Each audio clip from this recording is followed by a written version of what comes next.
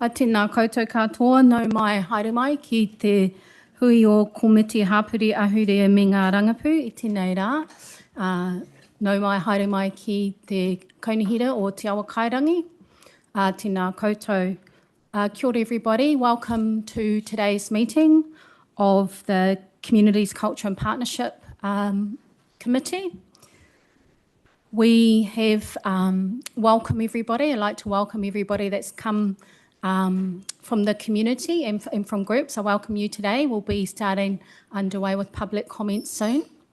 And I'm going to get the emergency procedures up for everybody to read. You can see it there. As I noted before, we have had there's been an accident on State Highway 2. So there are some people there's a diversion, which is quite a long one. So we have got a couple of people missing. And hopefully they may be able to zoom in if they can get to the side of the road and pull over and stop the car. So we may possibly take precedence of business and move the Petone Wharf down if we have to, but hopefully we won't need to. So you may see a little bit of notes going back and forward up here at the moment, because our preference is not to, but yeah, we've got some people that would really like to speak. So we'll get underway. If you could read the emergency procedures.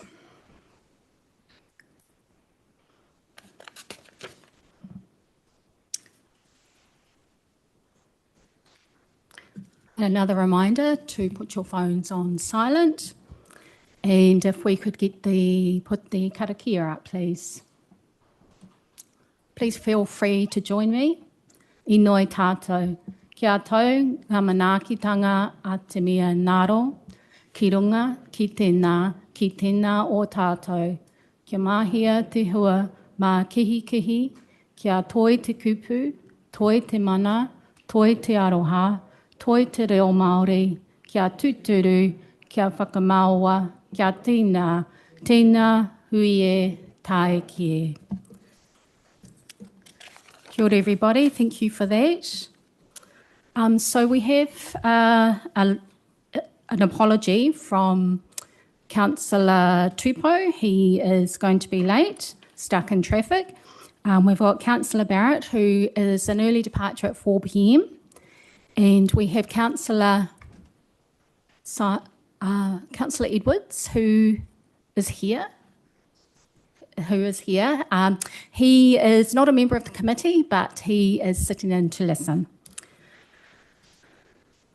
If there's any other apologies from anybody? No? I move the motion that the apologies received from Councillor Tupou be accepted and for his lateness. Do I have a seconder? Thank you, Councillor Barrett. Those in favour, please say aye. Aye. Those against, no. I declare the motion carried. So we will just...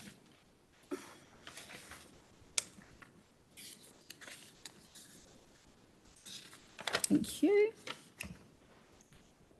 So we're just going to move to public comment. And I want to start by acknowledging everybody that's come today. Particularly, I want to acknowledge the community, the Save the Wharf groups, Petone Community Board and Petone Projects Group, and our council officers. We've got several here today in support of our large agenda and our elected members. So we will move to public comment, and I will call up first Matthew Young, who has come to speak to the item on item 6, Colson Street Reserve, the exchange of land. You know it very well, Matthew, but you've got 3 minutes, and hopefully we've got some time for some questions afterwards. Sweet. Thank you very much for your time. Kia ora koutou. I'm speaking to Colson Street Reserve. I live about 200 metres from the entrance of this reserve. And it's a reserve I've come to be quite fond of. It is, I think, at the moment, has a very low level of provision in terms of amenity, but it has so much potential. some really lovely big oak trees. And as someone who works in parks and reserves, who recreates all the time in parks and reserves, who thinks about them all the time, I walk through there and I think it's got so much potential. And so I'm someone who believes that we really need to protect our reserve network. And I also really believe that we need to have more housing in the city, particularly on the valley floor, and particularly social housing. So this item speaks to both of those. And I believe those things independently, but of course they're interrelated. I think we need to be really careful about protecting our reserve network because we need to intensify the valley floor and people need access to green spaces as that continues. And this is coined as an exchange of land. To me, it's more of a disposal of a reserve, at least as I see it, as I read the paper. It's a loss of about a half to a third of the land area, which is pretty significant. It will be a loss of a lot of existing trees, which to me are significant. And I think it's a loss of the potential of the reserve in the way it's currently laid out. I was excited to see what might happen with the reserve if resources were put into it.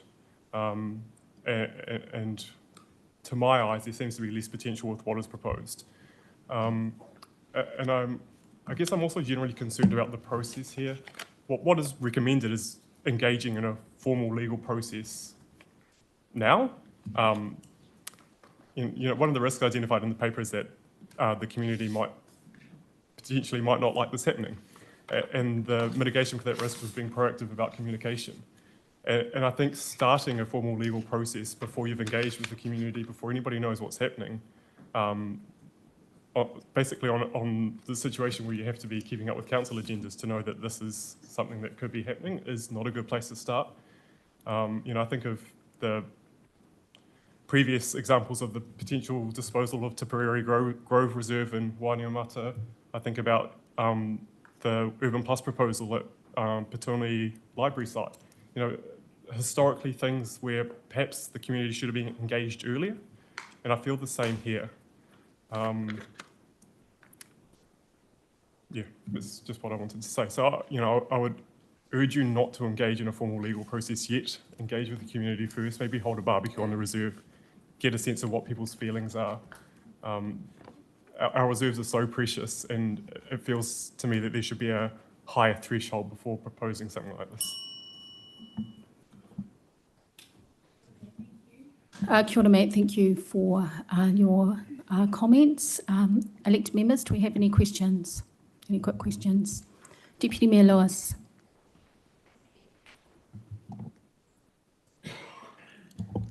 Thank you. Thanks for coming in and speaking to the subject. That particular bit of land, when I see the plan, even though they haven't engaged yet, there's housing going to be, there's a reserve going to be put on the far corner.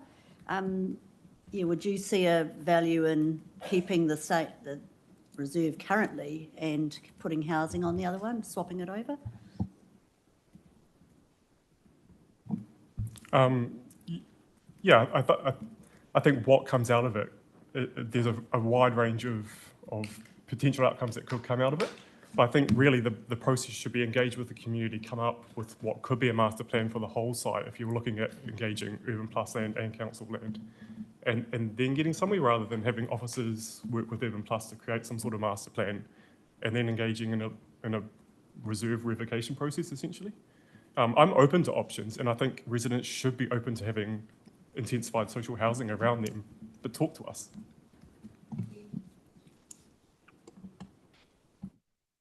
Kia ora, thank you, Matt. Thank you.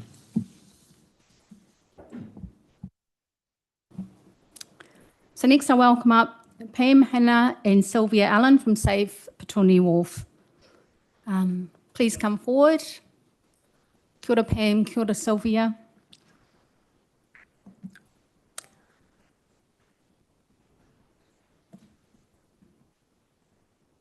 You both have 3 minutes each, and we will have some time for questions after. Kia ora. Kia ora koutou, Madam Chair, Mayor, councillors. Sylvia and I are going to share the 6 minutes. Firstly, we want to thank Council for appointing Adam Thornton as independent project lead and for all the work that he and others have been doing re the wharf since last August. We really endorse the process part of the conclusions in his report. We also want to acknowledge the extra miles Andrea Blackshaw in particular has had to be traversing re the wharf, and officers, for example, facilitating an additional Zoom meeting with Adam Thornton. Secondly, we urge that you support the partial repair of the wharf, called option 2 in Adam's report, and then the next steps in paragraph 54 on page 21 of the Petone Wharf options report. With one change, the word demolition needs to be there instead of remediation. Now Sylvia will provide some more details. Kia ora tātou. So I just wanted to cover two aspects, the consenting and the risk aspects. So first of all, consenting, when we read the various papers that were shared with us earlier, we realised that resource consents might cause a lot of delay and frustration in the process and maybe delay everything. So drawing on my own background, we looked at ways to enable the project to get going as early as possible. And there are two brief papers in your agendas actually that I prepared as background and shared with various people. So the simplest way is actually to go for a split consent, which is a repair first, followed by a later consent for the part that absolutely does have to be demolished within the budget. But there may be other ways, so don't completely hang our hat on it. But it does need to be discussed face-to-face with Greater Wellington, which is the primary consent authority for this heritage listed item. Any consent would be subject to standard conditions for noise, the safety of the marine environment and construction. So that's all quite important, but it's all bundled into the consent process. The repair component should be really easy to consent, as it's very much in line with what the regional plan wants for the wharf. So we think there's a quick way to get the project underway without undue delay. Then just wanted to comment on a few areas about risk in the officer's report. Firstly, the whole matter of financial risk.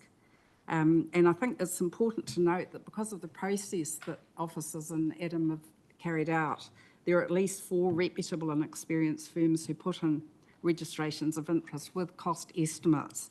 So there's real interest, and the project seems to be a viable project. The tender process would refine costings before work starts, and they could reduce or increase, but the nature of the wharf means that there will always be a bit of uncertainty until you actually do the work.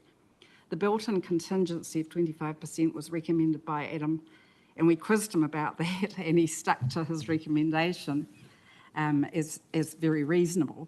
So I think there's more rigour these days in projects than even when the 2 Eastbourne wharves were done, and they were complete rebuilds rather than just repairs that we're talking about.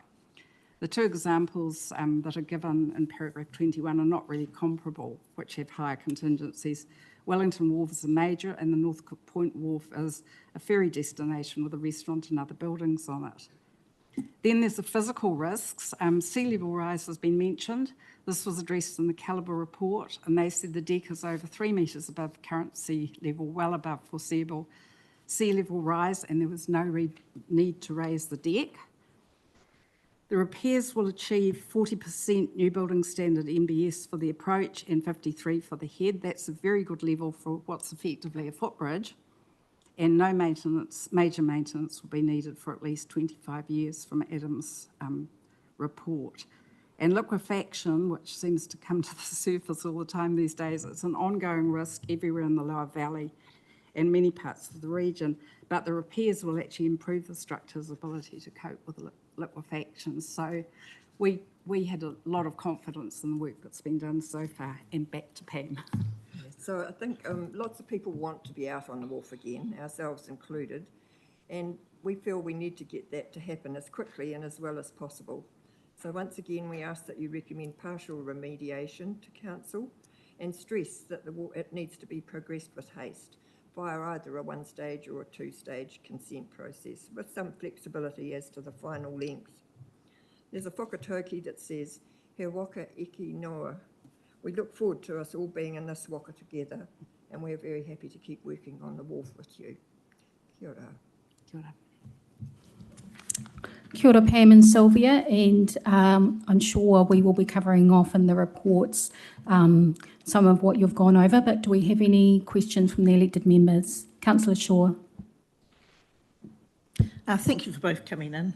I can sense a little bit of wanting to get on with the job, and I can hear your passion about it too as well. I'm a little unsure if you've seen the email that came through later this afternoon in regards to some of the questions that were raised around Petone Wharf risk, and I'm just getting here. I just wondered if you had a response to that, but you obviously haven't seen it yet, but you will do in due course. We'll leave that for the paper later on. Councillor Shaw, are you noting to the email from the Greater Regional Council? Is that? Yeah. Yes. I have seen that. Yep. Yes, that's the Oh, is regional that about the consents? Yes. Ah, right, okay. Yes, we have seen that. That's why we need to sit down face to face with them and work through a strategy. I think they've responded to a very plain question, and I have passed some comments on to Andrea already. So, yeah, and I might say, since getting that, I have sought advice from one of Wellington's best resource management barrister, and he's on side with us, so he would support us. Any further questions? Thank you both for coming in. I just have one question just before you leave, that you gave a very in-depth thoughts in your paper. If the two can, and you've noted your option that you would support, but if the two-stage consent isn't viable and proves to be too risky, would you still be supporting the option B? Hopefully it's not, when we all want, we're all in a common goal, but would you still be supporting option B? Option B is the remediation. It's the partial remediation, yes. Yeah. I mean, Yeah. we've said it's either a one-stage or a two-stage resource consent, and we'd be happy to be with further process. Thank you. Work on further processes to do with that. Thank you, Pam. And I think it's quite important to stress that that doesn't mean it becomes a two-stage tender or anything like that. You can do it within the tender. We understand it's about a 2-year project, so there's plenty of time within that to go through both of the stages. Yes, it would be one contract that was let Yeah. for both stages. Thank you both. I welcome forward Francis O'Reilly, again speaking to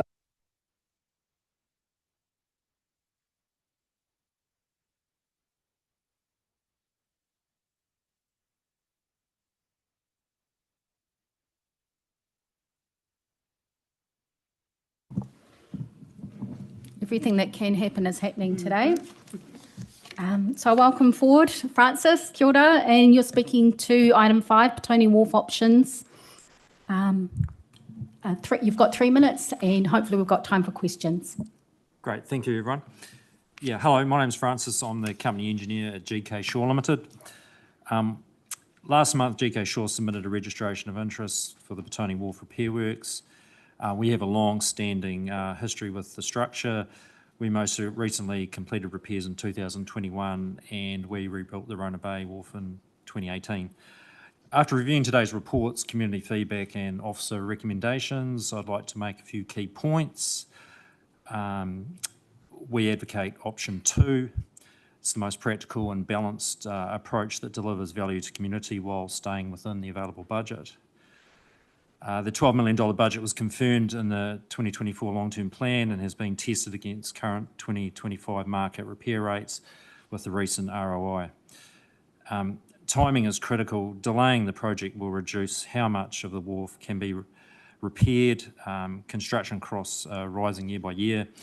So any delay means fewer metres of the wharf can be saved. The structure is also deteriorating. If a pole or a key structural support fails before repairs commence, the deck may slump. That means extra work is required to lift and re-level the structure before repairs can even begin. This is costly and difficult and eats into the budget. There's already one pole you can see on the wharf approach that's currently showing signs of failure, and this is clearly visible from the beach. GK Shore has completed numerous repairs on the wharf over the last 35 years. These were like-for-like repairs, the same as being proposed now, and they did not require resource consent. I've worked on many resource consents with wharf projects in the Wellington Harbour over the last 10 years. In my experience, 90% of the consent conditions are standardised, covering environmental procedures, iwi consultation and marine life protection measures. Any experienced contractor in this space already has robust systems for all of these. These conditions can simply be put into special conditions of contract to ensure contractors is contractually obligated to use best practice and consult with stakeholders. The repairs proposed are visually low impact and like for like. Within 6 months, the new hardwood timbers will grey naturally and the pole jackets will be covered in algae. The wharf will look the same as it does now, essentially. A smart approach is to start the repairs from the landward end and work outwards. A fixed price contract could be agreed for the first portion, say up to halfway along the wharf head, while the planners begin the consent process for demolishing the far end. This construction methodology reduces risk, keeps momentum and may allow repairs to be stretched further if there's a spare contingency budget available at the end, potentially restoring more wharf bays within the $12 million budget. In summary, we urge the Council to proceed without delay, minimise consenting hold-ups where possible and use the budget efficiently while protecting this valuable asset. Thank you. Thank you. Any questions, members? Councillor Tupou. Thank you, Madam Chair. Just a question, Adam, on the estimate budget costs. You say in the report that it doesn't... Councillor Tupou, this is Francis. Oh, sorry. Hi. Sorry about that. Thanks, Will. Kōrero. So you don't have a question? No, Madam. Thank you. Deputy Mayor Lewis. Thank you. Thank you, Francis, for your report. You said you've worked, done all the work on Petone Wharf previously or to date. The last lot of work you did, how far out did the work go, and does that need to be done again, or would the wharf start further out, the repairs? No, the wharf. The work that we did in 2021 after the deck slumped after a minor earthquake, they were all pole repairs and we had to lift everything back up again. So, I mean, that work's already been done, so no, it wouldn't need to be repeated.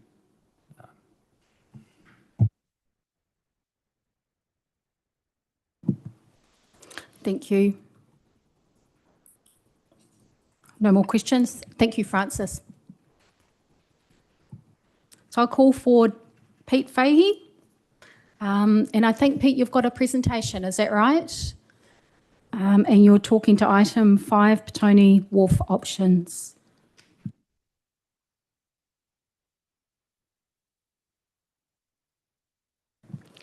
Thanks, Pete. You've got 3 minutes and your presentation is up there for you. Yes. I'm here to save the whole wharf. The structure of that wharf is so well built by the old fellas, and it's been there for 116 years. So why can't we find enough funds to keep the whole wharf? Because for the future generations, we've loved that wharf for years and years and years. It's a beautiful fishing wharf, and there's not many places you can go fishing now. And the future generations should be allowed to appreciate what we've got there.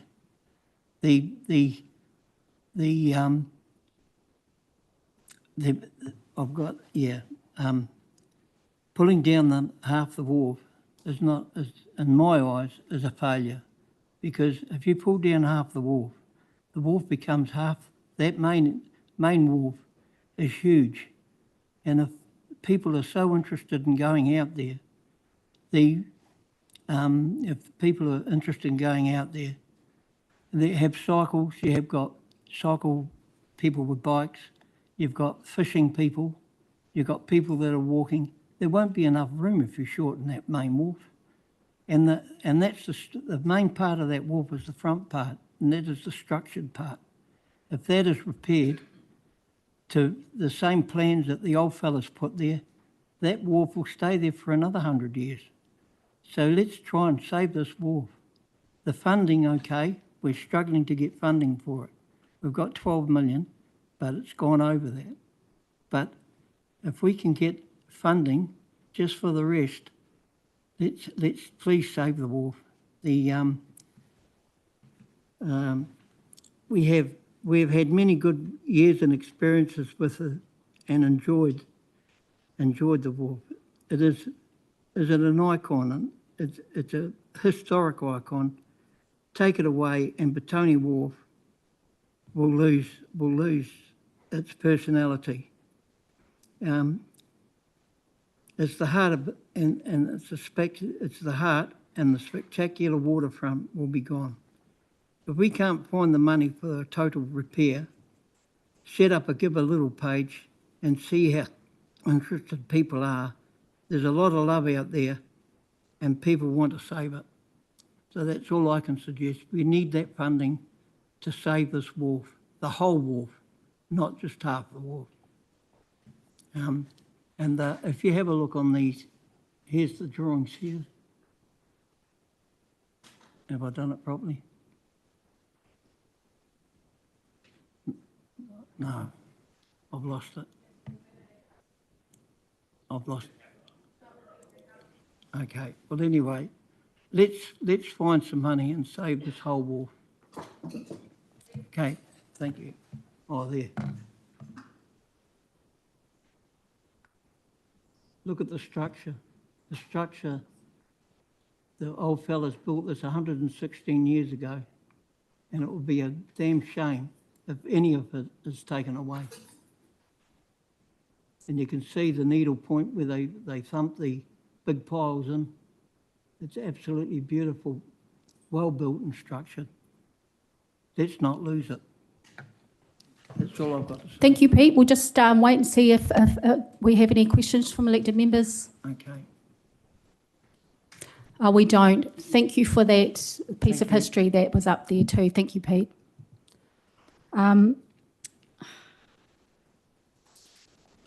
Mike Fisher, Petone Steering Group and Chair of Petone Community Board. Please come forward. And just before you start, I welcome Kara from Mana Whenua. Kia ora. And Mike, you've got 3 minutes.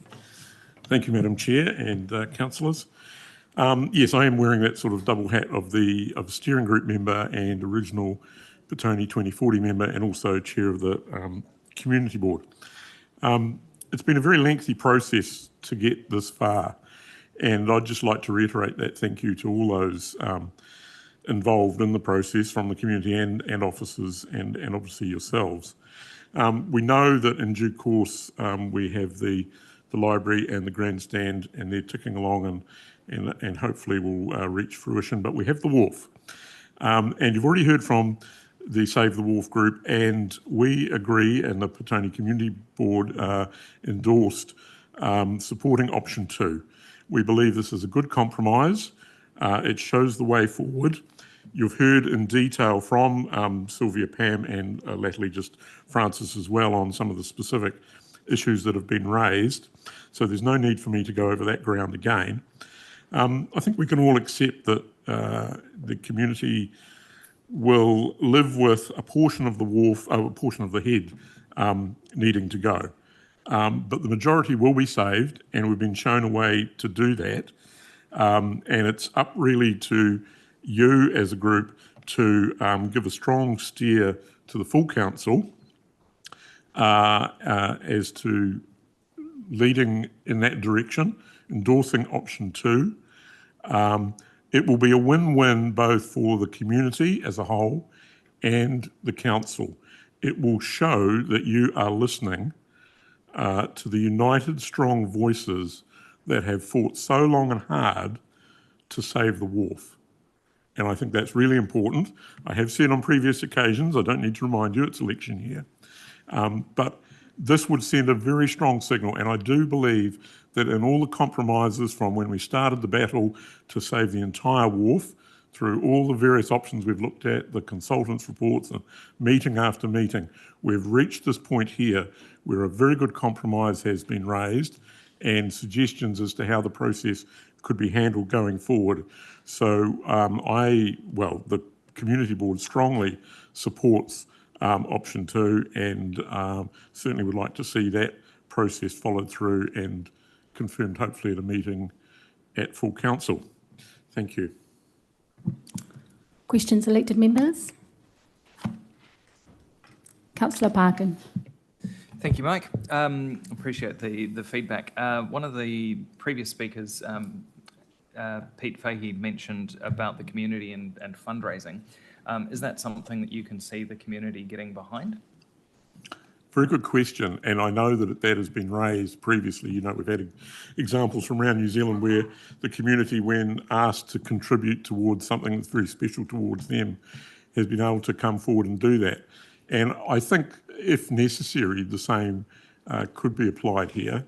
A hypothetical situation, if financing is looking very close to the mark, then there might be elements of it that could be specifically targeted perhaps for a give a little or whatever we'd like to call it.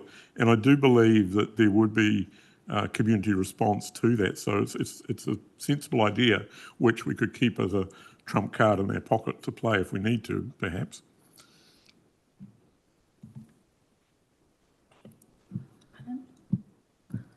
Follow-up question, Councillor Parkin. Sorry, follow up on that. I was actually thinking of the more that we can save, the more money that we have, the more that we can save, full stop. So what would you think about the idea of actually running a campaign now to save more of the wharf rather than and getting further down with the capacity that we have? I guess it would, I mean, I can only speak, off the record. I can't make a comment as Community Board Chair at this stage, but broadly speaking, if it were necessary, yes. But I think if this meeting and at least gives a clear steer to the full council as to option 2 is the way to go, that would then perhaps set and train something like that. It might be a bit preemptive to suddenly start one right now, but I believe that as the next few weeks and also develop, then that could be something that could be looked at. And I'm sure there'd be ones in the community that would take up that cause if necessary. Thank you, Mike. Thank you.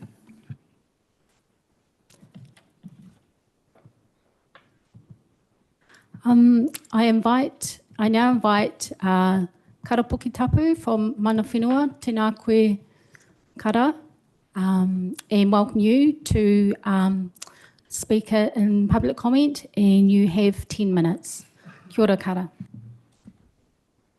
Tēnā no tātou katoa, te koro matua, te tiamana o tēnei komiti nei, tēnā tātou katoa. First, thank you for providing me the opportunity to speak today, and apologies for my lateness. There were some traffic delays on the road. But first, I just want to begin by acknowledging the mahi that's gone into getting us to this point. The options presented for Petone Wharf, the budgetary discipline required across council, and the genuine community engagement that's taken place through the Petone Pitone Steering Group, the Petone Community Board, and also, hearing from the voices from the advocacy groups like Save the Wharf. That in itself reflects the pride our community holds in this place. However, I'm here today to invite you all to lift your eyes beyond just a single project and to consider the broader opportunity that also lie in front of us. We are at a critical juncture for Pito One. Over the coming years, several significant decisions will shape this place for decades. The future of the wharf, the future of the neighbourhoods hub, the legacy of the Te Aratupua project, the cycling and pedestrian connection it leaves behind, Petone to Granada, and other significant projects. And perhaps more significantly for us as Taranaki Whānui is the future of Honiana Te Puni Reserve. Honiana Te Puni Reserve in our mind is a gateway with generational impact for Te Awa Kairangi and Pito One. This 4-hectare piece of whenua returned to Taranaki Whānui through our treaty settlement. It sits right on the harbour edge, just a few hundred of metres away from the wharf and within proximity to the original Pito One pā. Noting, of course, that this land is reclaimed and its return to Taranaki Whānui recognises that connection to Pito One pā, and of course the prominent tupuna of which the reserve is named after, Honiana Te Puni, who was a paramount chief in this area. From 2026, the site becomes available. And with the right partnership, with the right vision, it could become something truly transformational for the city. Taranaki Whānui would like to propose a jointly governed reserve, and I know that the government doesn't really much like co-governance or co-management, but I'd like to think that this council might lean into those things and might think that they're a good thing. But yes, a co-governed, jointly governed reserve between Taranaki Whānui and Hutt City Council. And to be quite frank, this isn't about planting a few trees or cutting a ribbon. This is about designing and delivering a public space that does 3 key things. Anchors the cultural and historical identity of this place as a site of significance to us, with opportunities to tell our stories, the stories of the city, the stories of this region, celebrate our collective heritage, and reconnect people with the whenua and with the moana. Unlocks economic opportunity through activation of tourism, event infrastructure, potential commercial activity on the area, local enterprise, all grounded in community benefit. It delivers a modern, flexible, recreational and social space designed for the people of Pito One, of Te Awa Kairangi and the Wellington region. Not just a passive green space that we walk past, but as a dynamic urban node connected to the city's active transport spine. We want to create a gateway reserve, one that serves both locals and visitors, and which becomes a defining entry point into Hutt Valley. It would complement the cycling infrastructure, amplify the connection to the harbour and coastline, and create a space that can adapt to our community's needs over time. When we zoom out and look at the full suite of projects in Pito One, the wharf, the grandstand, the hub, Honiana Te Puni Reserve, Te Aratupua and other projects, we see an interconnected landscape. These aren't standalone assets, they form a precinct that deserves a coherent, future-facing strategy.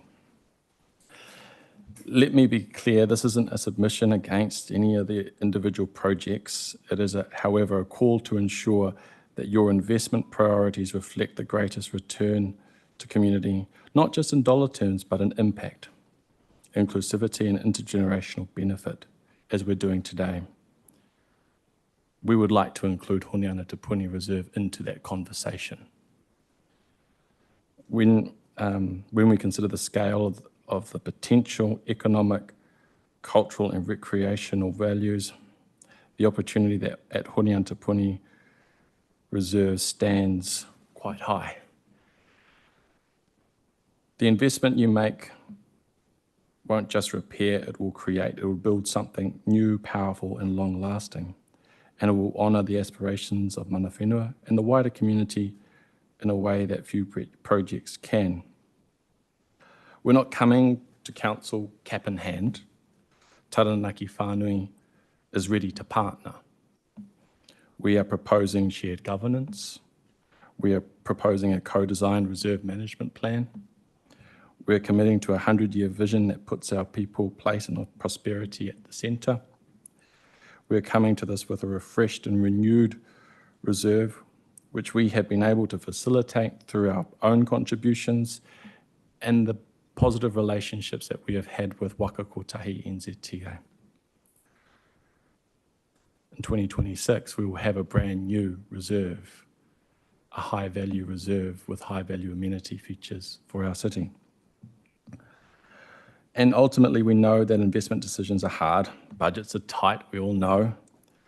Priorities are always many, but we're asking you to invest in a relationship with us and into a partnership with us for the benefit of Honiana Te Puni Reserve and then ultimately for the benefit of the people of Pito One.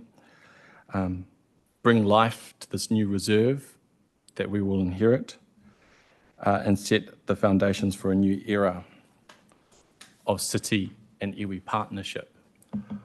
This project will represent, if council are open to it, one of the first or one of only a few significant projects where we co-manage and co-govern together. The only other one that I can think about is obviously Te Whiti Park.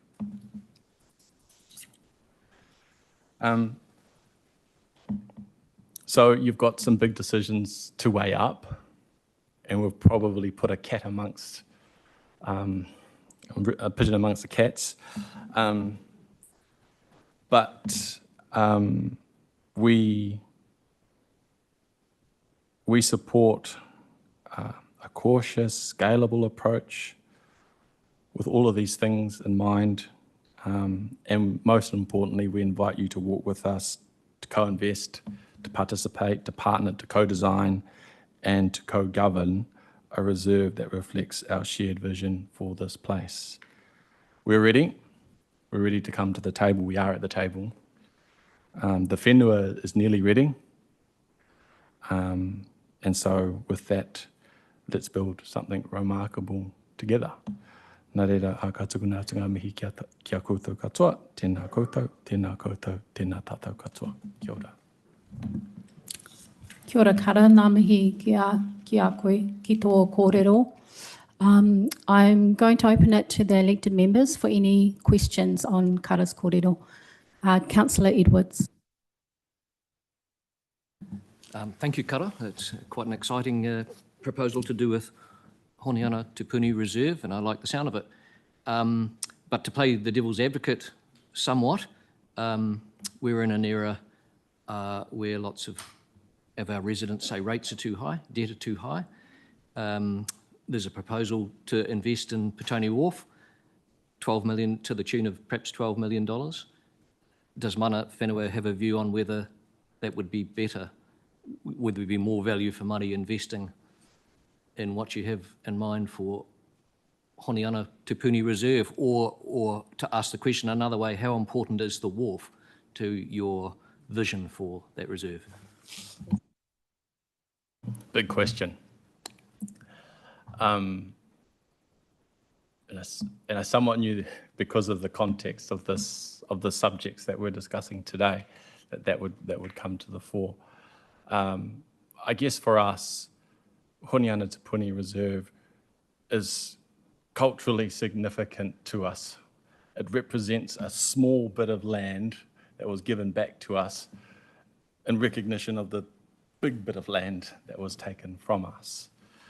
We think that with the reserve there, we've got 11,000 people a week, and probably that number will increase as cycling infrastructure comes online more. We see with the rowing club, the water ski club, tāwharo pods, the actual site itself is prepared in such a way that actually you can have events on the whenua nearly all year round. And we believe that Honeana Te Puni Reserve presents significant social benefit, cultural benefit, recreational benefit, and also presents economic benefits as well to the city if we were to work together to ensure that activities like cafes, like restaurants, like all that sort of, you're on the harbour front, and you've got 11,000 people cycling past every week. You've got a captured audience. This is the gateway, and this presents a number of opportunities, to my mind, if you were to look at it from an investment case perspective. It ticks a number of boxes, but we also recognise the emotional and historical connection that people have with Petone Wharf. We understand that. So I guess what we're talking about is two different types of proposals.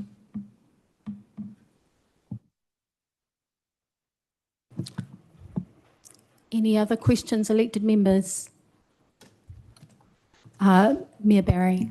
Thanks, Kara. That question was answered like a true politician. We need to get, I think, to the nub of it, that we have limited funds with the rates increases, with our debt levels.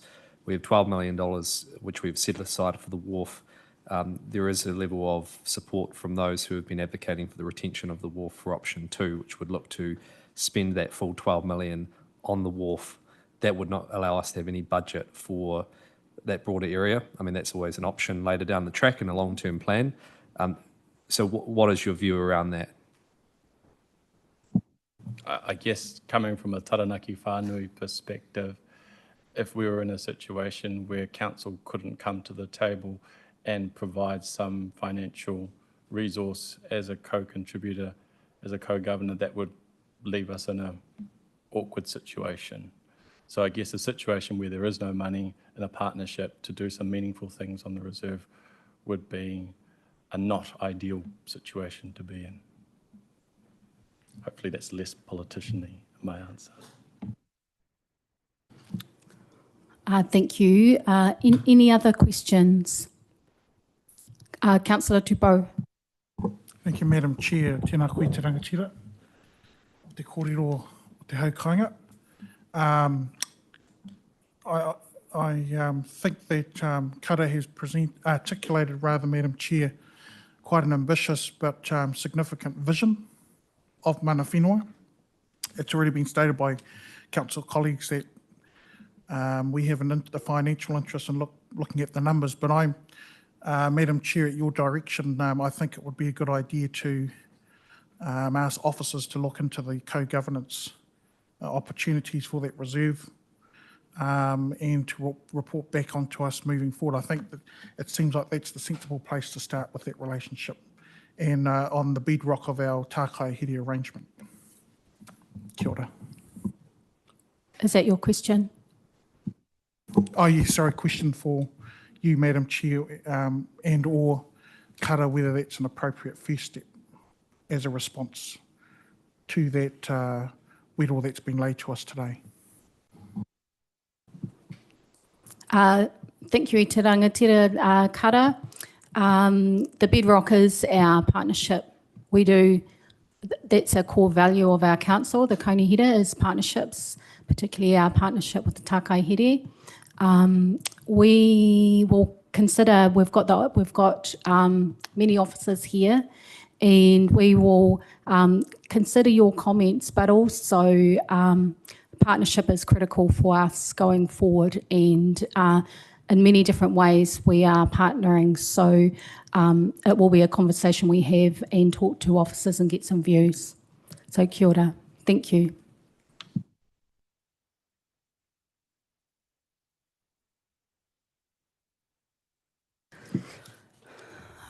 Okay, so I'm just going to do a motion that public comment be extended. We've gone past our time until the speakers have been heard. We've got a couple more. Do I have a seconder? Thank you, Councillor Briggs. So I will call up Dennis Holston, who's talking to item 5, Petone Wharf. Kia ora kara, thank you. Kia ora, Dennis, you have 3 minutes and any questions after.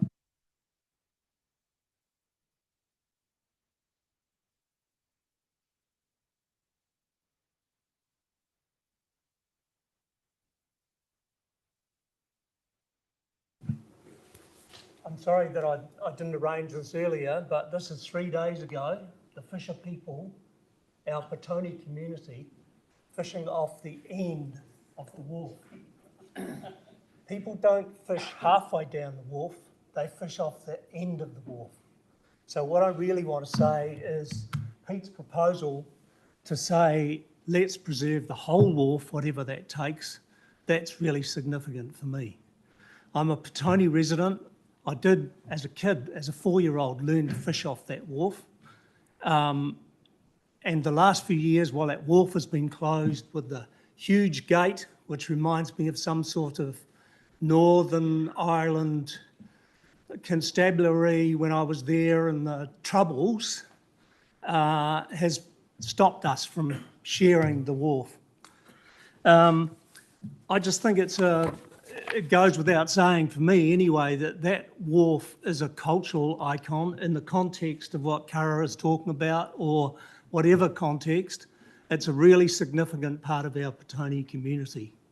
And particularly with the cycle walkway that will extend from Eastbourne through to Wellington, people will look at that and say, this wharf used to be go that far out, but they cut off the limb. And some of us in Petone will be bleeding if we only get to stage 2. It's important that that wharf is preserved in full, whether that be through whatever source, fund sourcing or whatever.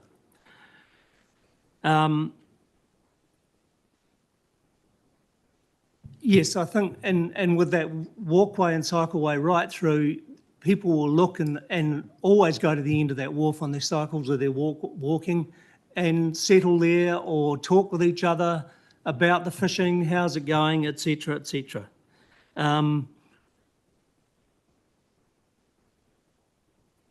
I think really the other thing that's come through for me is we've had this inertia about this wharf, or we seem to have, as a local community member, whereby we've watched the gates being closed, we've watched the inaction.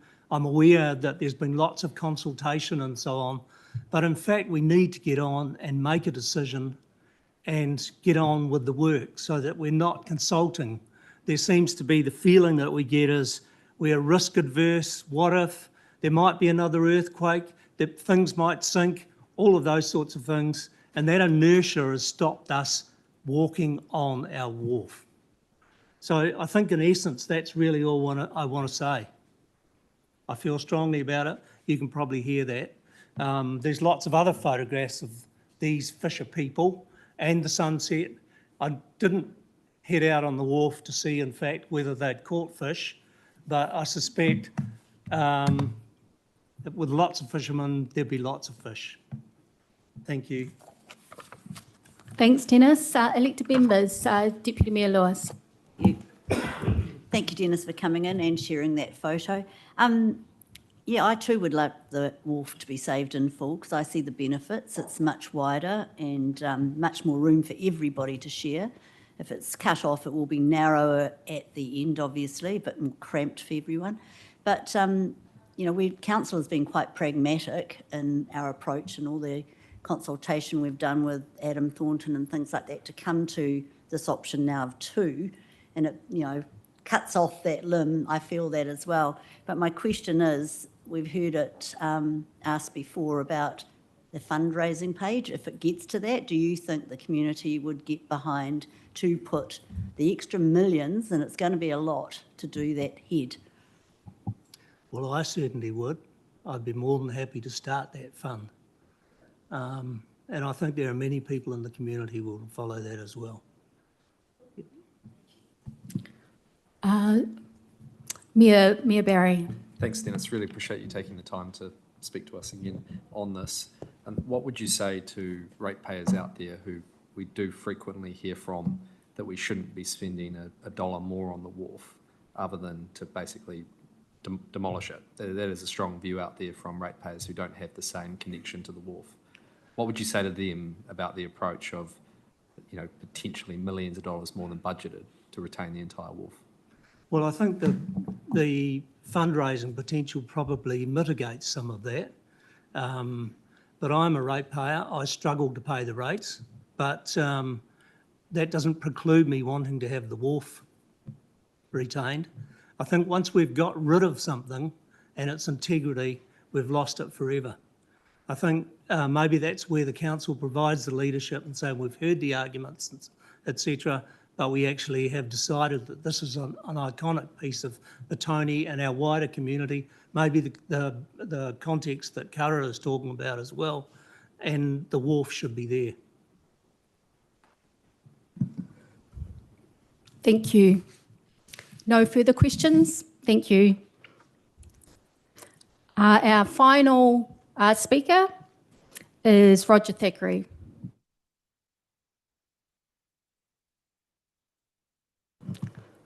Kia ora, Roger, you've got 3 minutes. And I'll just get you to turn on your...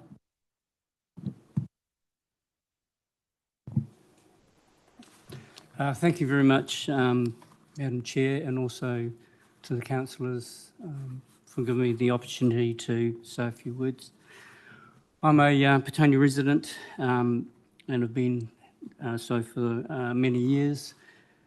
And also I've participated in all of the different activities that have been mentioned with regard to Petone Wharf, its background, its history, been involved in all sorts of consultation meetings, workshops, and I'm currently part of the steering group for Petone projects.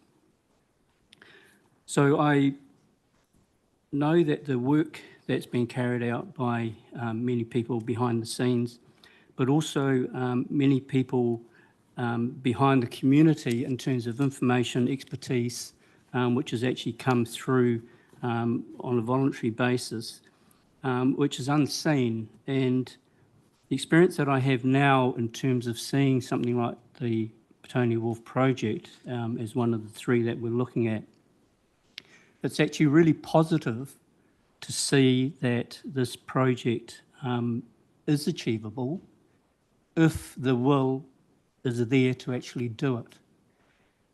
Now, there seems to be a lot of what I call negative aspects in terms of reports and things like what if and the risks and all that sort of thing. Well, you know, the cost aspect may not necessarily be exact because I know exact quotes, but what has happened here is that in the ROI where it's been narrowed down to 4 participants, and of those, most of them are local people, businesses, community people who have a commitment to actually want this project to go ahead.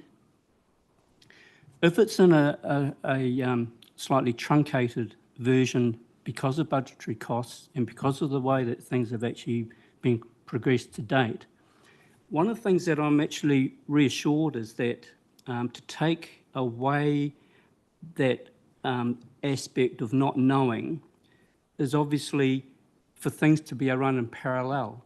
Is that one of the things that when I came to the last meeting when we were presented with all the documentation just at the meeting without actually having time to digest everything, think about it, consult, was the fact that the information that's provided is only as accurate as the information that's given. So, for instance, from what I understand in terms of how these people have actually been able to come up with their costs and things like that, if there had been a full dive report virtually on every aspect of the wharf, it would be very clear in terms of what could be saved, what couldn't be saved, and what work needed to be done. And so I think that progressing forward is that accurate information will come through in parallel to, say, looking at the consent processes that have been necessary to be carried out. Maybe some of these consent processes don't necessarily have to be as long and convoluted in terms of spinning out the project for 3 years before anything can start. Because I know that if the council does decide to actually go ahead with the project, all of these things in the background takes time, like ordering materials, sourcing things. But yeah, so I think that the vision that Kara was actually casting before was actually a good, clear, long-term vision where I see the Petone Wharf, even in a truncated version, as being a really positive grandstand to all the water activities and things that could happen in there in the future. I've been involved in rowing since an early age, so I know that particular part of the water really well, right down through Korokoro. Yeah, I just see it as a really positive contribution that that we could have in partnership to achieve a brilliant waterfront and as a gateway to Petone and the Hutt. Thank you. Thank you. Elected members, do we have any questions? No? Thank you, Roger.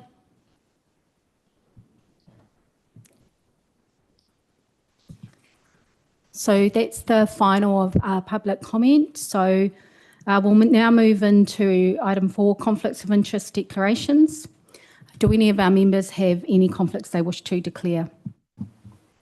Yes, Chair, I've got a conflict of interest as acting CEO of Vibe, mentioned multiple times in the later report around rangatahi, both as a current partner and also a future potential partner as well. I don't think the conflict prohibits me from participating, but worth noting today. Thank you, Councillor Briggs, noted. Any other members? No, thank you.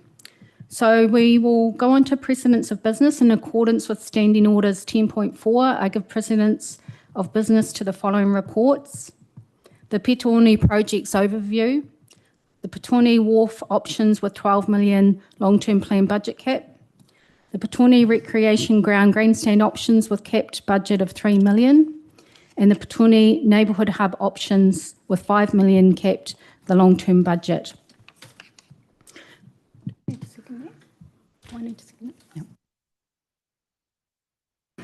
So we'll now move on to the Petone Projects Overview, which is page 42 of the agenda, and I'll ask Andrea to comment, please, to speak to the item. Thank you, Andrea. Thank you, through you, Madam Chair. This paper provides an overview and some background for the 3 papers that follow, and they're about the projects that are in the Petone projects. So that's the wharf, the library and the grandstand. The 3 projects were brought together as part of the long-term plan under a capped budget allocation, so they could be considered as competing priorities. And also because they needed to be considered in the context of a number of other things that have been happening in Petone, one of them being progressing the Petone 2040 report, which provides a vision for Petone, another one being the future growth of the area, the other infrastructure developments that are happening there at the moment, which we've heard referred to in public speaking, and the opportunity of those developments, and also the impacts of climate change on Petone. So it provides some background and context that needs to be considered when looking at the following 3 papers. Thank you. So we will move to the first, which is Petone Wharf. And I want... Oh, apologies. I just need to... does any member have a question on that? I move the motion that the committee receives and notes that information. Do I have a seconder? Oh, sorry, Councillor Morgan. Those in favour, please say aye. Those against, no. I declare the motion carried. So we will move to the recommendation to the long-term plan subcommittee, Petone Wharf Options within 12 million long-term plan budget cap, which is page 9 of the agenda. So just before we get started, I just want to thank the public and community for your in-depth and well-considered comments. We've been taking copious notes and had questions.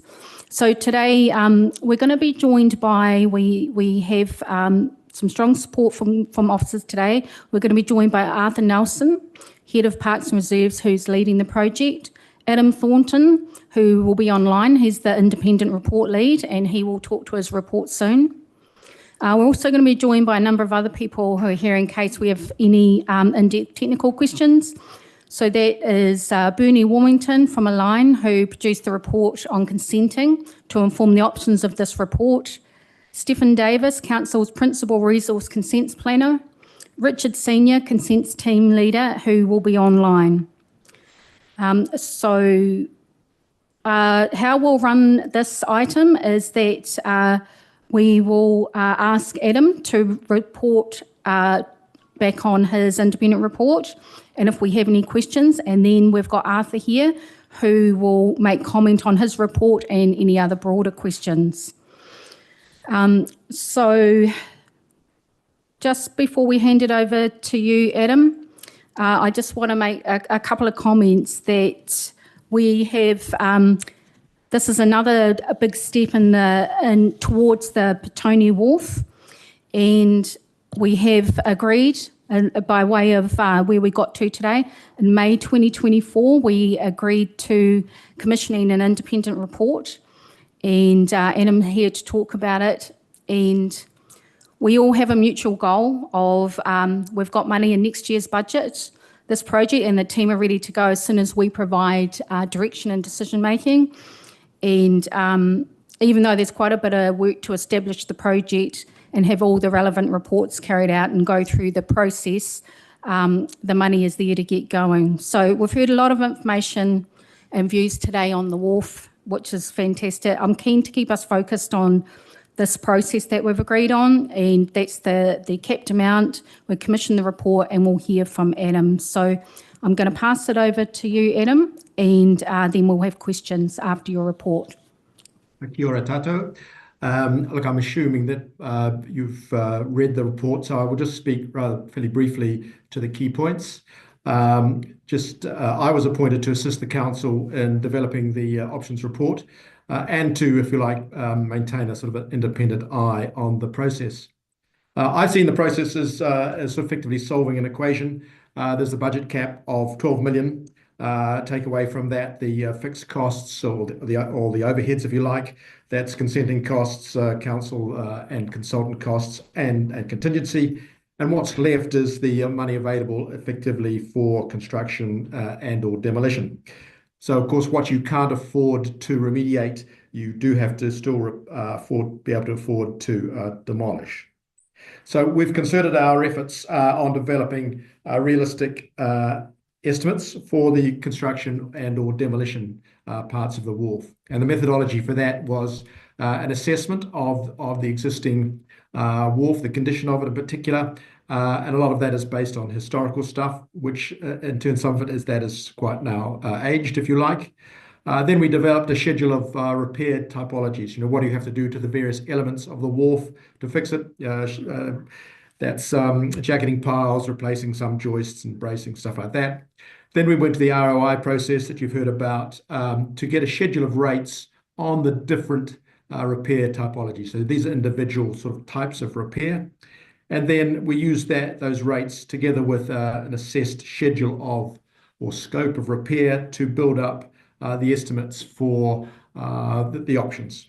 And the results indicate that the full repair lies outside the budget cap, that obviously full demolition is within the cap.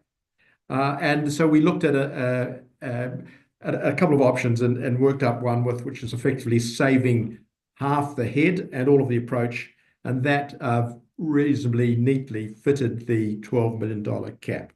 So I guess I would emphasize that we don't have fixed tenders for this. As you've heard, we've built up effectively average, using the rates that we've been supplied, we've built up average cost for each of the options.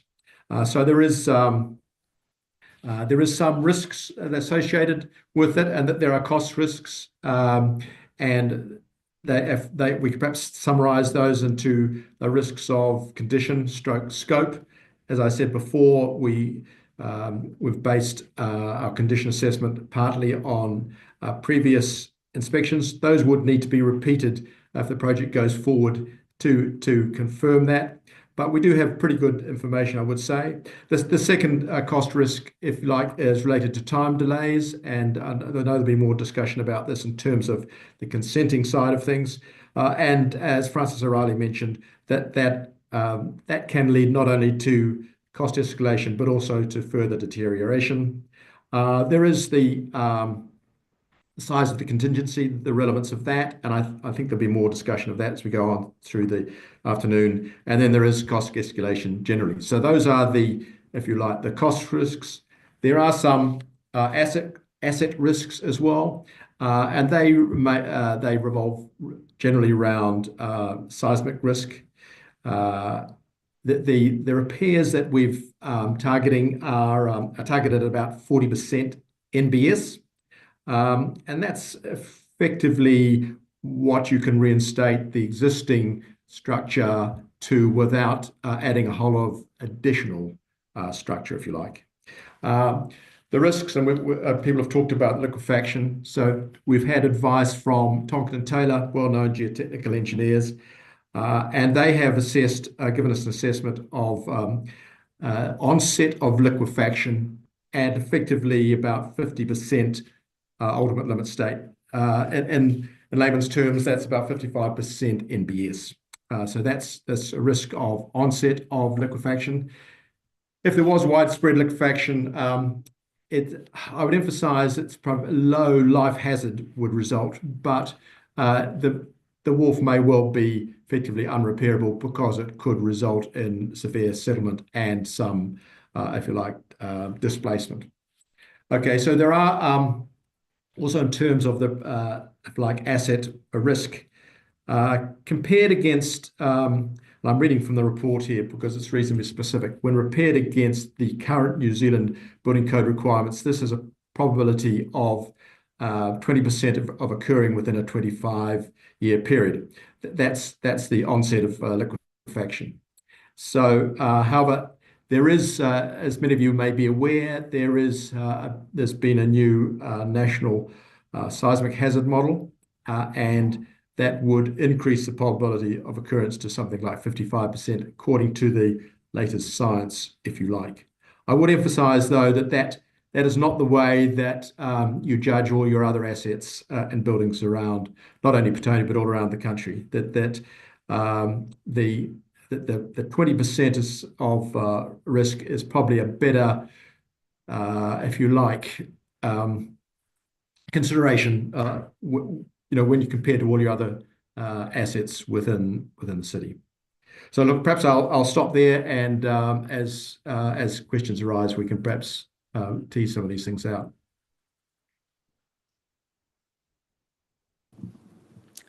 Thank you, Adam. So I'll open it to elected members if you have any questions of Adam on the report. Councillor Tupou and then Councillor Shaw. Thank you, Madam Chair. I'll now put the question. Kia ora, Adam. I have a question on that, and thank you for the very thorough and comprehensive report. Just a question on the estimate budget costs. I know that they're yet to be verified, as you mentioned in your report. You also mentioned that it doesn't represent a confirmed quote. So what other factors might change or influence, in your view, the eventual cost of the project? Yeah, look, good question. And we have tried hard to identify, if you like, all the knowns. And I think I've talked about those. Those are particularly ones about scope. And that's about scope of repair.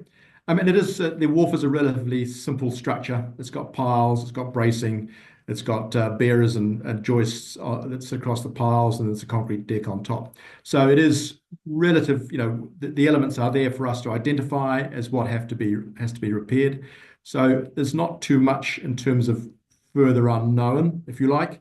Apart from the fact that maybe there's a higher percentage of piles that need to be fully replaced than we've allowed for. So then the other things affecting budgets are perhaps more commercial ones, time, escalation, those sorts of things. So does that answer your question? Yes, thank you. Councillor Shaw. Thank you, Adam, and thank you for the report within the paper. It's really comprehensive. My question relates to paragraph 32 on page 14. There's a suggestion there, or a statement there, that the bulkhead comes under the jurisdiction of Greater Wellington Regional Council. So does that suggest, or can you provide some clarity, that GWRC would bear the costs of any consents or work on the bulkhead if we opted to keep the full wharf? That's probably not a question for me. That might be better. That's more relating to resource consent and ownership issues. That would probably jurisdiction issues that would be probably better directed to the councillors or perhaps to Bernie. Arthur or Bernie, I'll hand over to you.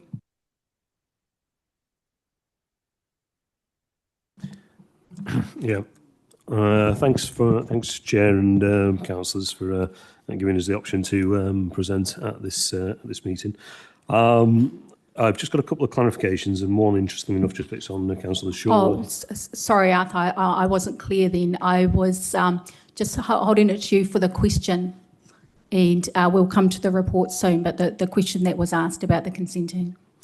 Yeah, so the consenting, I think, would be better probably served by Bernie or alternatively Stefan. But certainly one of the points raised from Pam and Sylvia earlier was that a good part of the wharf is in GWRC.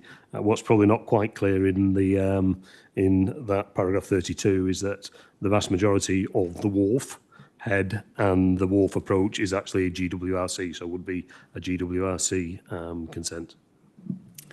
Thank you, Arthur. And I'll just quickly ask Bernie if you've got any further comments to that question. Thanks, Madam Chair.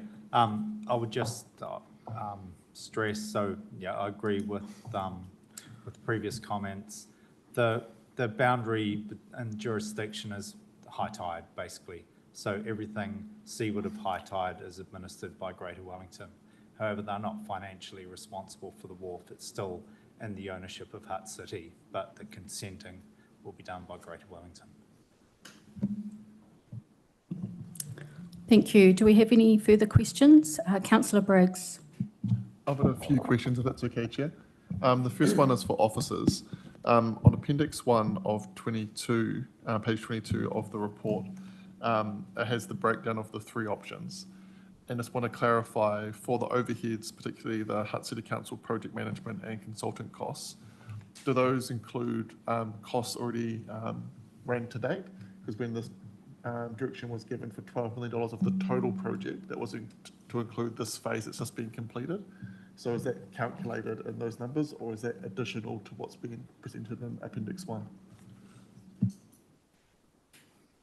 Arthur, I'll hand that to you to answer. Thank you. Sorry, just see if I can understand the question. You're asking if the figures there includes the contingencies and the other... No, and so just clarifying whether in Appendix 1 on page 22, if the numbers there include the work that has already been undertaken as part of this phase that's just been completed, because when the direction was given from council, it was $12 million for the total project, including all of the scoping consultancy work that's already happened. And so just want to check in between that direction of $12 million to now, has those costs been calculated in the total project costs on Appendix 1, or is that additional cost that's added on top of, just so that we have clarity as governors, is the total project larger than what's being presented and known today? So the answer to that is those figures obviously take into account what it would cost to do the consent and other stuff. So we've had a fair bit of work done at the moment, but nothing specific as it relates directly to that project. So what you've got there is, yes, they would be in addition to what we've currently got. Can I answer the question? Mayor Barry. I know what Councillor Briggs is asking, is that the money that has been spent to date is in addition to what this is. So the budget is lower to then do what is being proposed here.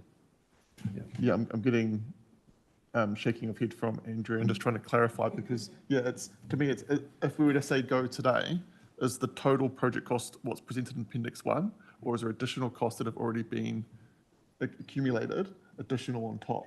That's my fear. I just want to get that clarity. So I'll try to answer that and then Arthur can tell me if I'm correct. The $12 million is the total cost and any money that's been spent to date has come out of that. Is that correct? yeah, that's correct. Sorry, I misunderstood the question. 200,000 was set aside for this year to do the various consultancy and so on and so forth. So 11.8 million is the figure. Thank you for that clarity. My second question is around some of the comments made in public today around the desire to have the wharf started works on in the repairing kind of phase and then applying for consents for doing refurbishment later on, and obviously got some advice here on email today as well. Just wanting to understand what those risks would actually be if we were to take the approach that's been put to us under public comment of getting on with repairs, but also at the same time doing a parallel process, and kind of what conundrum would that put us in? There's quite a few comments, if I can remember correctly, on the potential risks of the two-stage approach from, I'm just trying to get back to my report.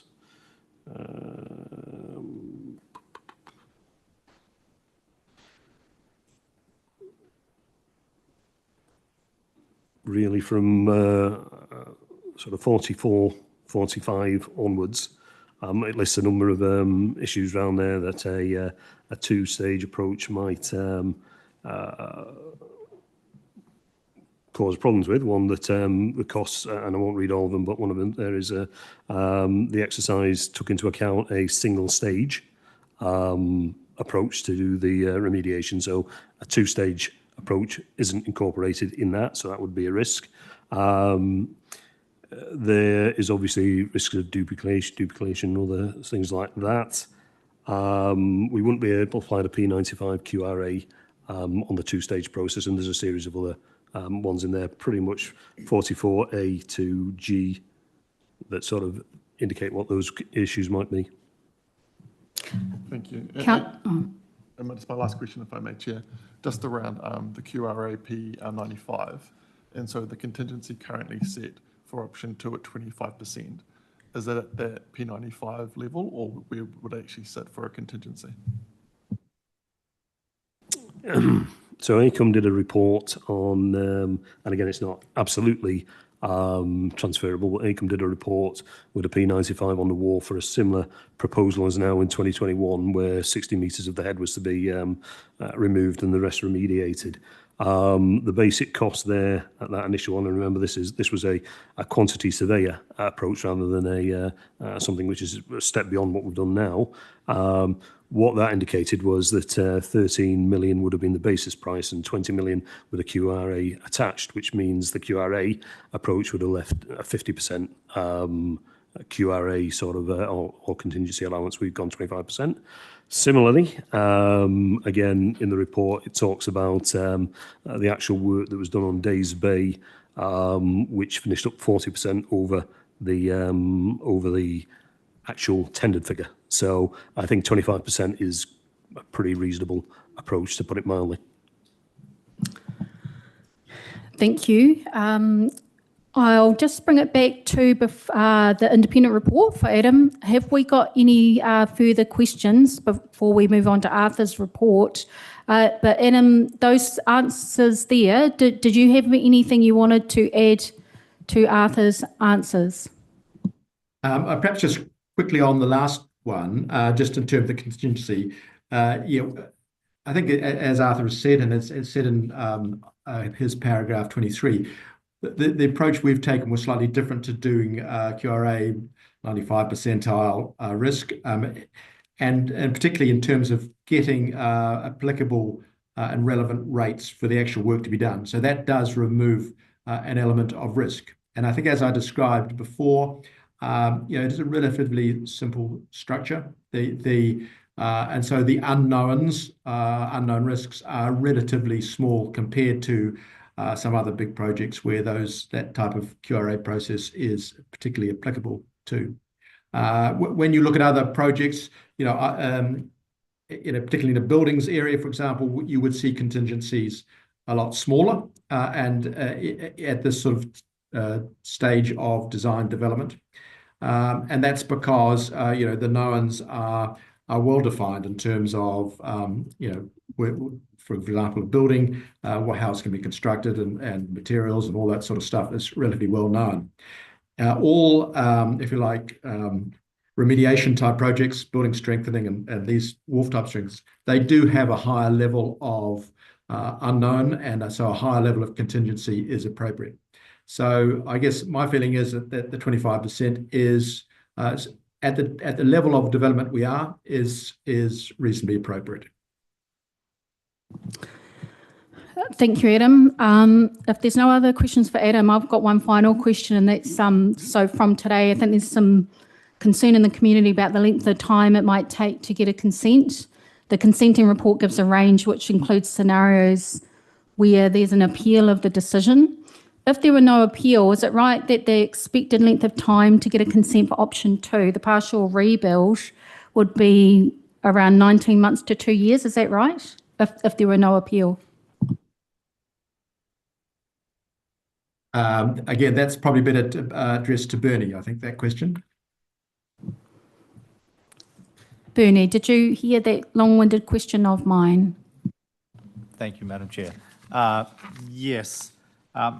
I guess I would preface it by saying some of these numbers are a little bit conservative in terms of timing. There's no, I guess, real benefit in over-promising. Sometimes consent processes can take a long time. This would include something like 6 months worth of getting to the start line of a consent application, so all the design work, the technical work, etc., council approvals. So within that figure that you've quoted, that 6 months is included. Once the processing starts, it depends on whether it's publicly notified, and option 2 may not be publicly notified if it's a very small part of the wharf that is demolished, and Greater Wellington's planners come to the conclusion, or their commissioners, that that is not a minor or greater effect on the heritage value, essentially. And in that case, if it's non-notified, it's going to be faster. If it's notified, then it really comes down to how much back and forth there is in the consent process, whether the different specialists acting for the council and acting for, not the council as the applicant in this case, but Greater Wellington specialists and the Hutt City specialists, whether they agree, what further information is requested, and obviously whether it gets appealed to the Environment Court, which in itself is something like a 6-month process. So if there's no appeal, if the processing is relatively fast, probably the numbers in that table are a little bit of an overestimate, I would say. So it says 19 months, no appeal. It could be substantially less than that. Thank you. So thank you, Adam. If there's no more comments from you, I'm going to hand it to Arthur, and we're going to take that report as read, elected members. If there's any other comments you want to add, Arthur, otherwise I'll open it for questions to the report. Thank you, Chair, and thank you again, as I said, for having us here. There's probably just a couple of things I just need to mention before we launch into it. So the first thing is officers are ably supported today by obviously Bernie from Align, who's our consultant in terms of consents. Obviously Stefan Dennis, who's HCC's own person who deals with our consents, and obviously Adam as our structural engineer. So I think if we get any questions related to those, we'll probably move them to whether it's if it's structural, we'll probably talk to Adam. If it's around a consent, we will probably either talk to Bernie or direct it towards Stefan. So that's the first thing to be said. Second thing to be said is there's a couple of clarifications I do need to make, and those clarifications were the one that was mentioned earlier, that the vast majority of this structure is actually in GWRC's area. So the HCC consenting aspect is probably significantly less than would be the GWRC consenting perspective.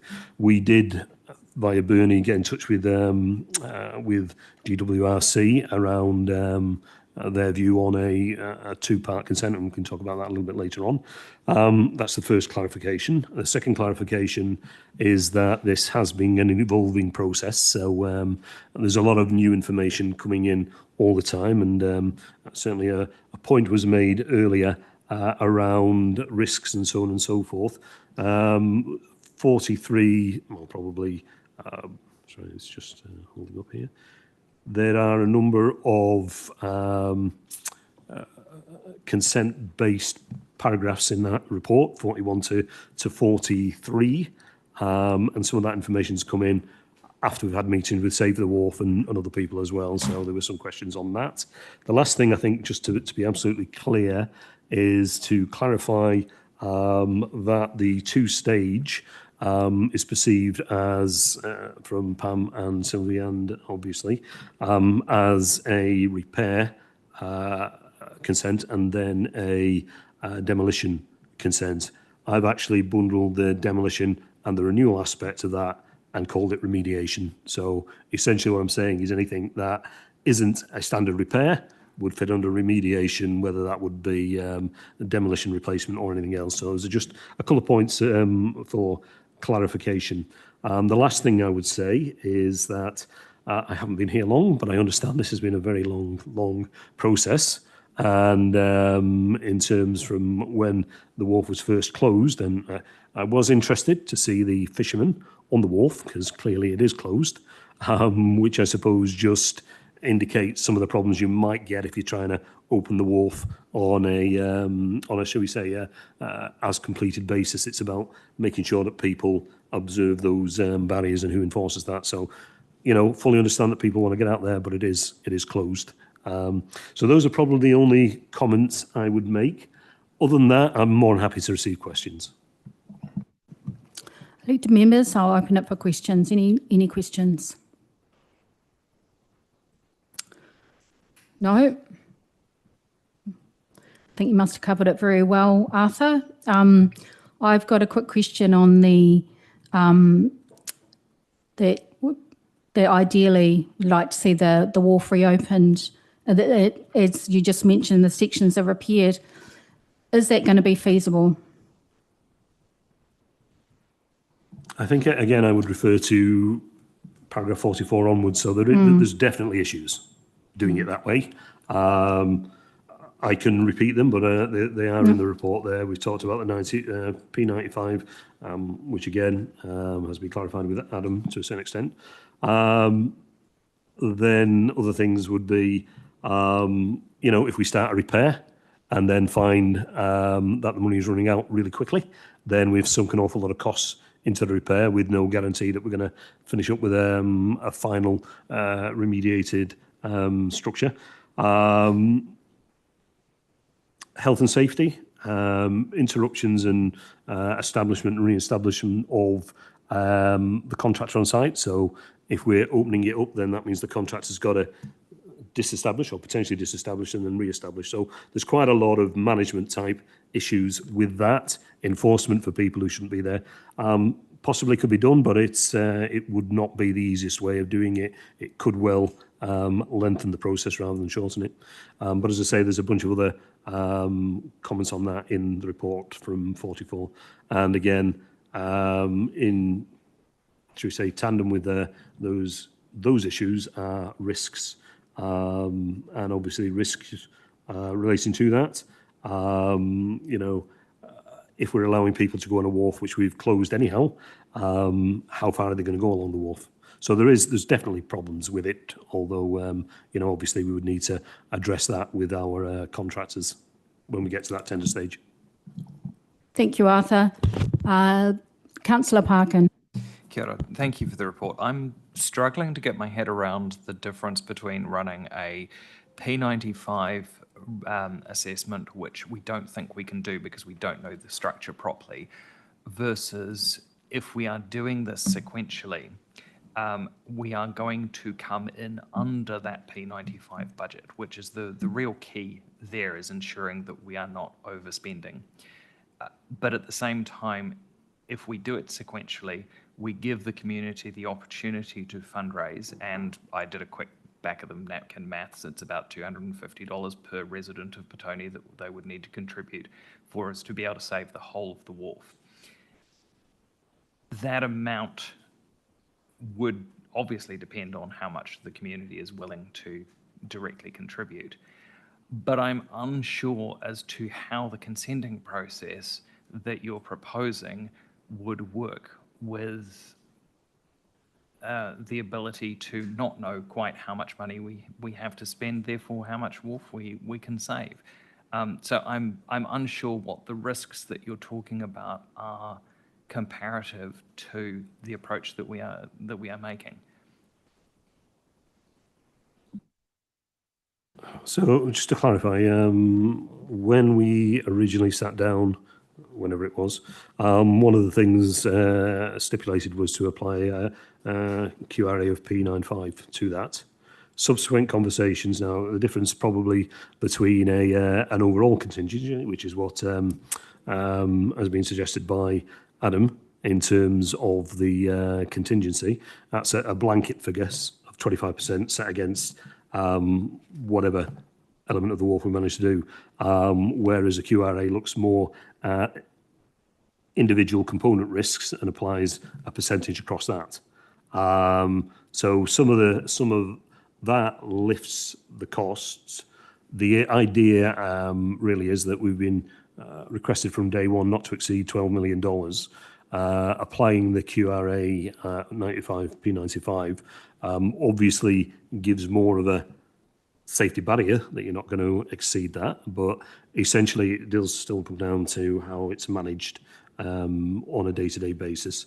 But as you heard from GK Shaw earlier, we would still be tendering if we're going for the job in a one-pass operation for the complete works, which may involve some repair work as well as going for remediation later on, demolition later on. You could potentially run your give a little scenario while we are applying for the resource consent. But, you know, as I say, the QRA gives a wider, or should we say a better band of safety that you're not going to exceed your costs. Thank you. Do we have any final questions? Councillor Morgan. Kia ora, thanks everyone for the hard work. I'm just looking at page 11 and that's previous wharf projects. And I look at Days Bay, the remediation work there, and Rona Bay, Days Bay, and whilst there was a price, they absolutely went over budget. My question is, you may or may not know about that level of detail, and I want to keep this brief, but we've talked today about knowing what we know, and maybe there aren't too many risks we don't know. Were these projects of remediation because of the things we didn't know, or just the escalating prices? We've got things like tariffs, you know, we don't know our future around costings exactly. I'm just wondering if you can give us a steer as to why there was, for instance, a 41% difference. Thank you. So I couldn't give you specifics because I wasn't involved in that particular project, but it would be the same process as anything else. I mean, what we've gone for, or what Adam's got from his contractors, is the average cost of an average repair on an average bay. If you've got a whole bunch of bays that are worse than average, i.e. poor or very poor, then clearly that's going to accelerate the cost. There will be a whole range of things that could have led to that acceleration in costs. So I can't give you specifics other than to say, you know, whenever you engage in these sort of remediation repair type projects, invariably things come out of the woodwork, or the concrete work, as the saying goes, and we're seeing that now with our next conversation, which will be Petone Grandstand, where we've got significant corrosion on the substructure there. So there'll be a range of reasons why it went that way. And Andrea, have you got an additional comment?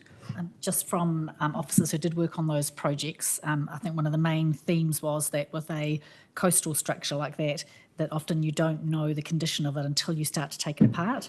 And with Days Bay particularly, it wasn't until they were taking it apart that they realised how bad the condition of some of the parts were. Okay, so we've come to the end of our questions, and we're going to move to the recommendations. And we've listened to the comments of the gallery, and I'm going to just take a couple of minutes, and we're going to have some additional recommendations. So if we could just take a break for a couple of minutes, and we'll get some recommendations, and some of these are in reflection to what we've heard today. So we'll take a quick 5-minute break.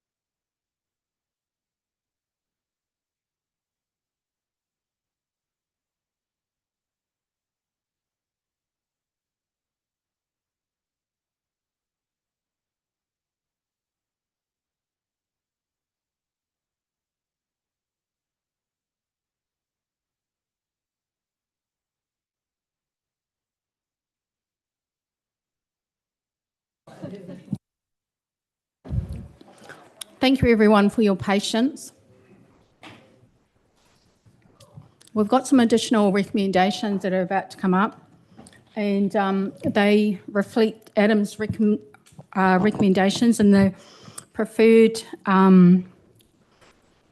expressed by the community groups as well. So hopefully they're reflected in here, and also includes the opportunity for us to better understand the consenting from the conversations that we've had. So I'm just going to get them put up, and it's quite long, but I'm going to read them through.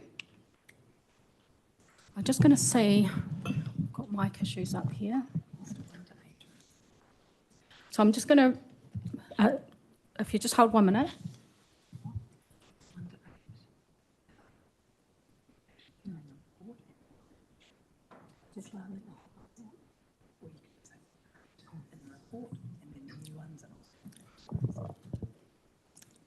So we've got the list of recommendations up. So 1 to 8 is what is listed in the report. So I'm just going to move it to the additionals.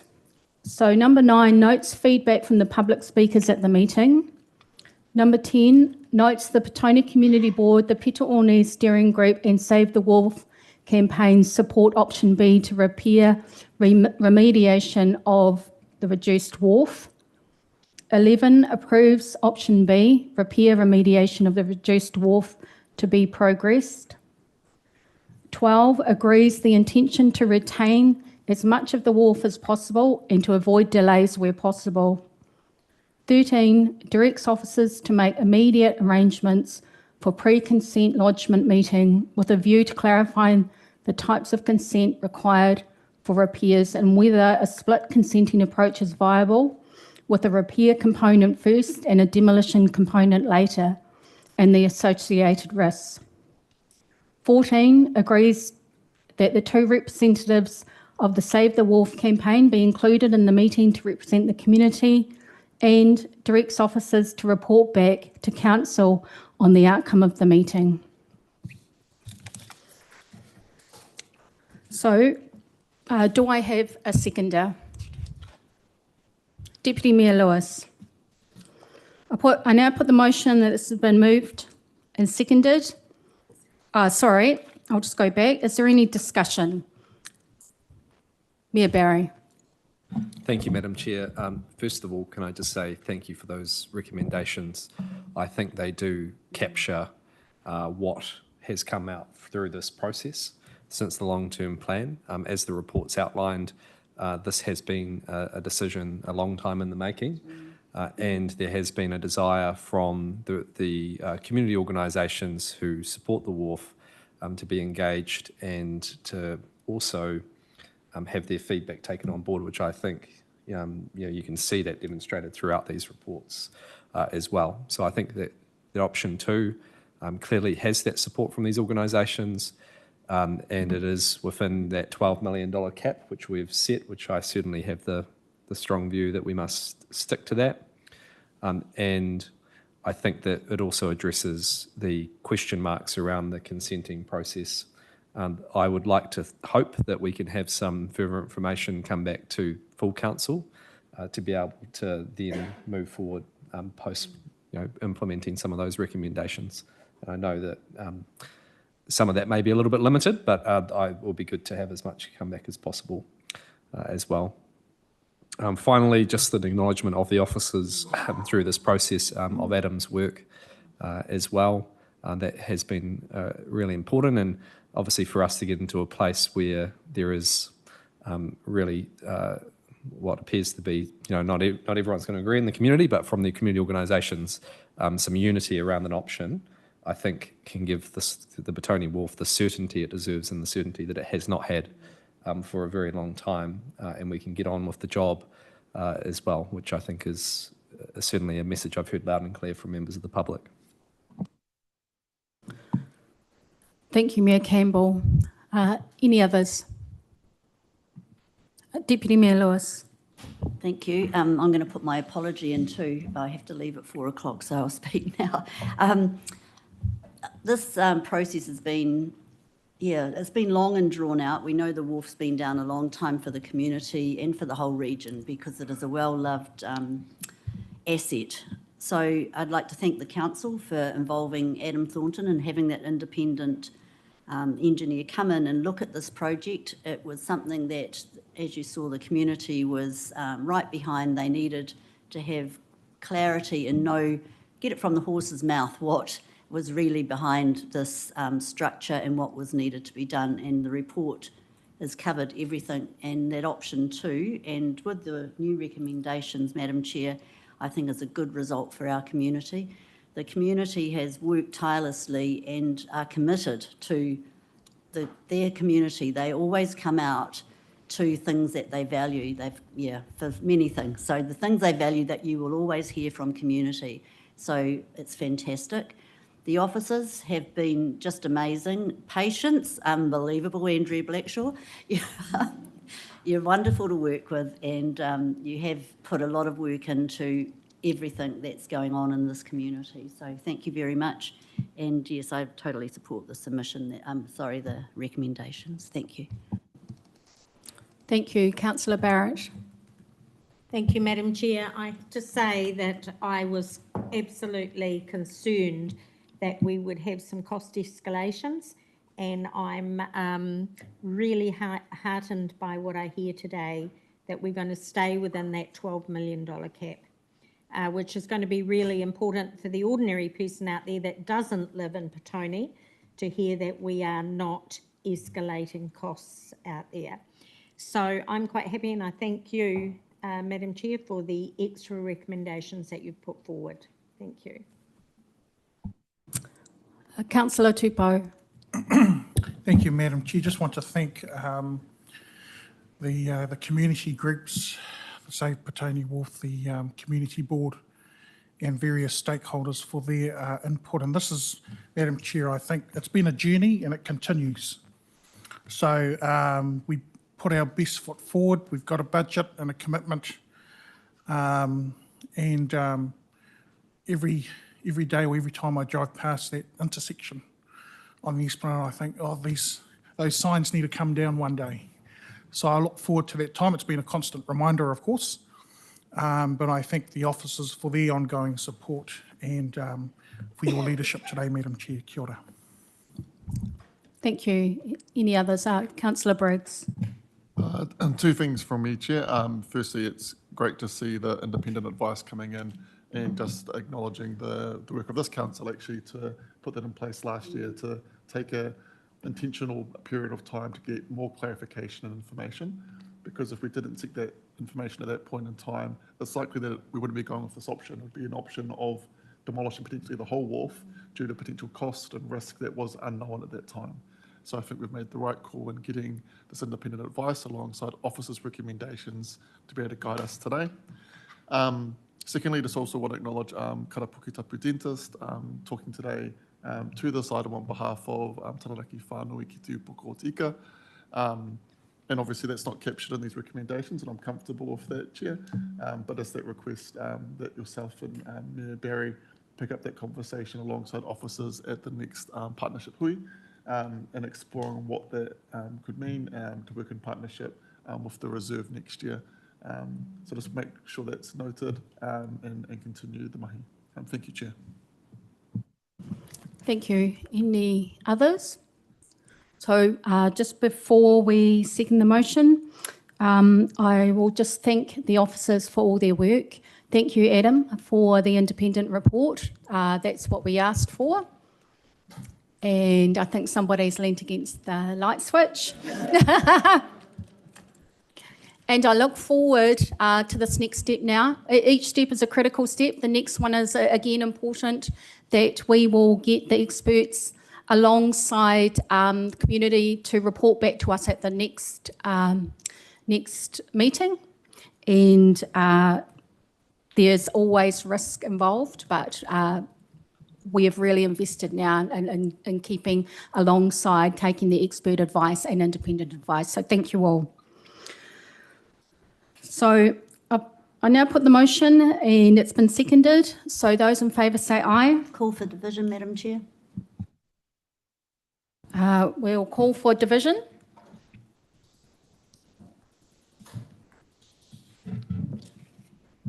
So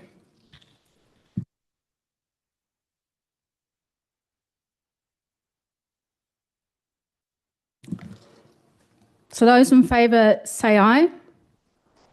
Those against, no. Do we need the division? Tick everyone. Thank you. Is there anybody that has abstained? No. So I declare the motion carried and we will tick that it's all been supported. So the motion's carried. Thank you very much.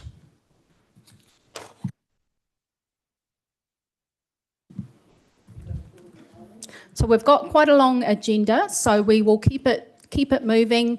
Thank you all to the public who came in and spoke, and we're going to move on to the next item.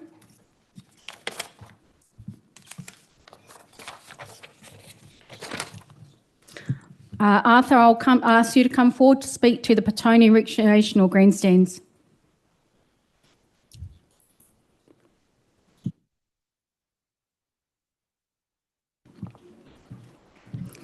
Again, Arthur, we'll take the report as read if you've got any additional comments that you'd like to add for us.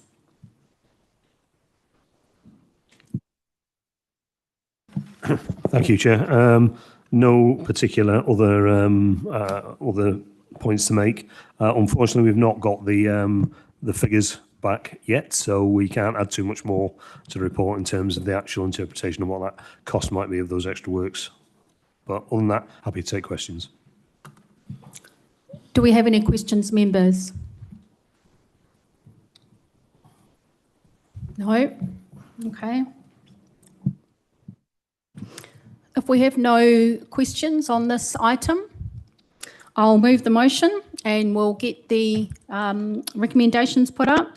That the committee receives and notes the information, notes the cost estimates for repair are expected in late April 2025. Sorry. Notes the estimates were not available for this meeting. That's changed, the latest change. Notes consultation has been undertaken with Petone Rugby Club, Petone Steering Group, Petone Community Board, and notes that the report will be considered by the committee when options and analysis has been carried out and further community consultation undertaken. Do I have a seconder? Councillor Tupou, is there any discussion? No? So I put forward the motion, and it's been moved and seconded. Those in favour, please say aye. Those against, no. I declare the motion carried.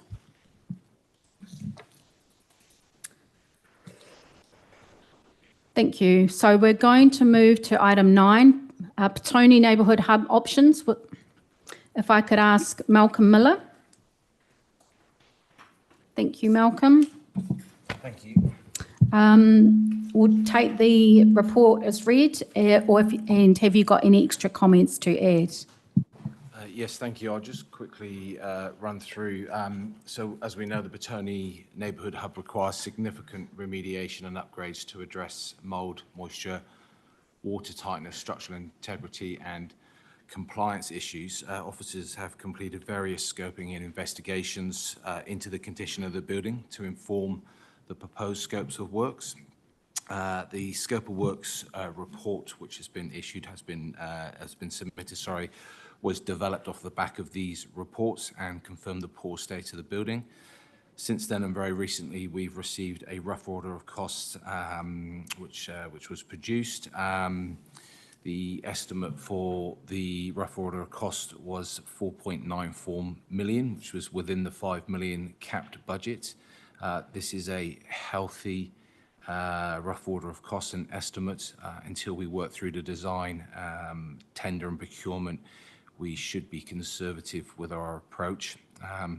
A summary of the inclusions, quickly just to run through, include full structural internal and external repairs, full roof replacement, concrete tiles for metal, flat roof.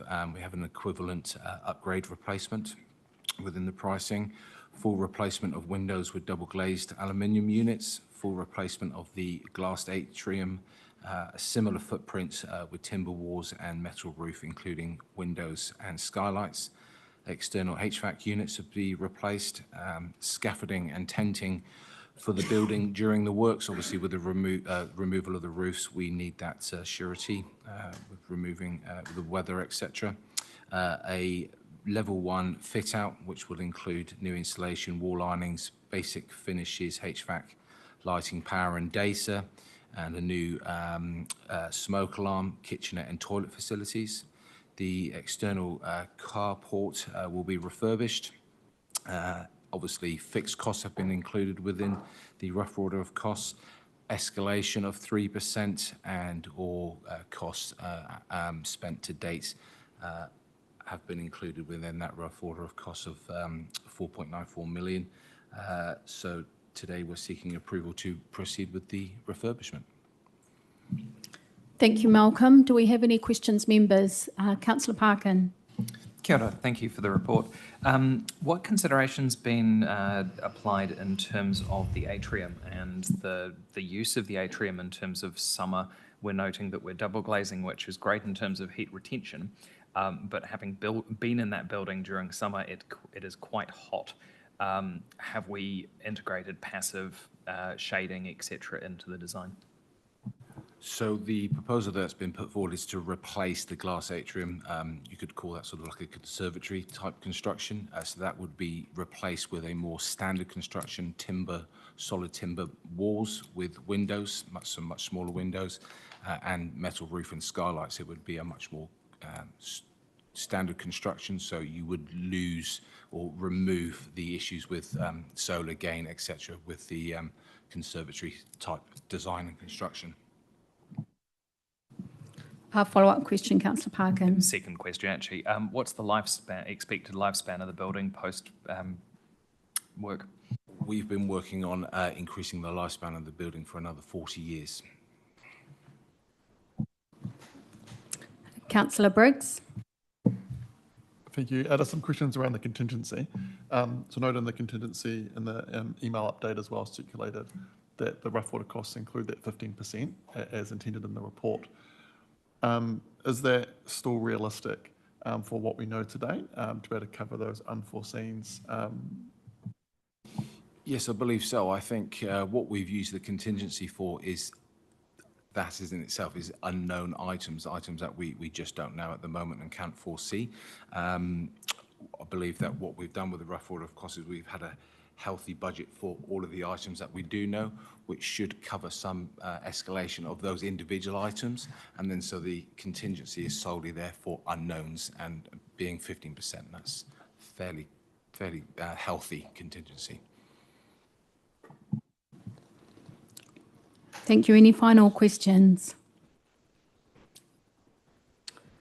Okay, if there's no more questions, I will move the motion. I'll get the recommendations up on the screen. And I'll again read these ones out because there is some changes. So number 1, notes that the information in the report, including the condition assessment for the Petone Hub building. 2, notes additional safety measures that have recently been implemented for the glass atrium. 3, notes the project was presented to a community feedback session on April 9, 2025. 4, notes that a cost estimate of 4,938,000 under 5 million, excluding GST, has been received. 5, agrees to proceed with the identified repairs as the cost estimate is within the 5 mil budget. And 6, directs officers to conduct regular budget reviews and immediately raise any risk of the capped 5 mil budget being exceeded so that the rescoping options can be considered. Do I have a seconder? Councillor Shaw. Is there any discussion? Councillor Shaw. Thank you for the report. We've heard for a long time about the mould at Petone Library, and I think it's just really pleasing to get this project underway and within the $5 million budget. I think the benefits of hubs throughout Te Awakairangi are well documented, and I think this is a long time overdue, and I know the Petone residents will be really grateful to see this work being done. So thank you for your work. Thank you, Councillor Shaw. Any others? Any other elected members' discussion? No. So I've put the motion forward. It's been moved and seconded. Those in favour say aye. Those against, no. I declare the motion carried. So that completes the suite of papers of the Petone projects. So we're now going to move to item 6, which is the Colson Street Reserve on page 34 of the agenda. Do we have asked Daniel Moriarty, Chief Executive of Urban Plus, and Arthur Nelson to come forward, Head of Parks and Reserves. And we have Lucy Desrosiers. Apologies, Lucy. So again, I'll take the paper as read. If you have any additional comments to add, Arthur, I'll hand it to you.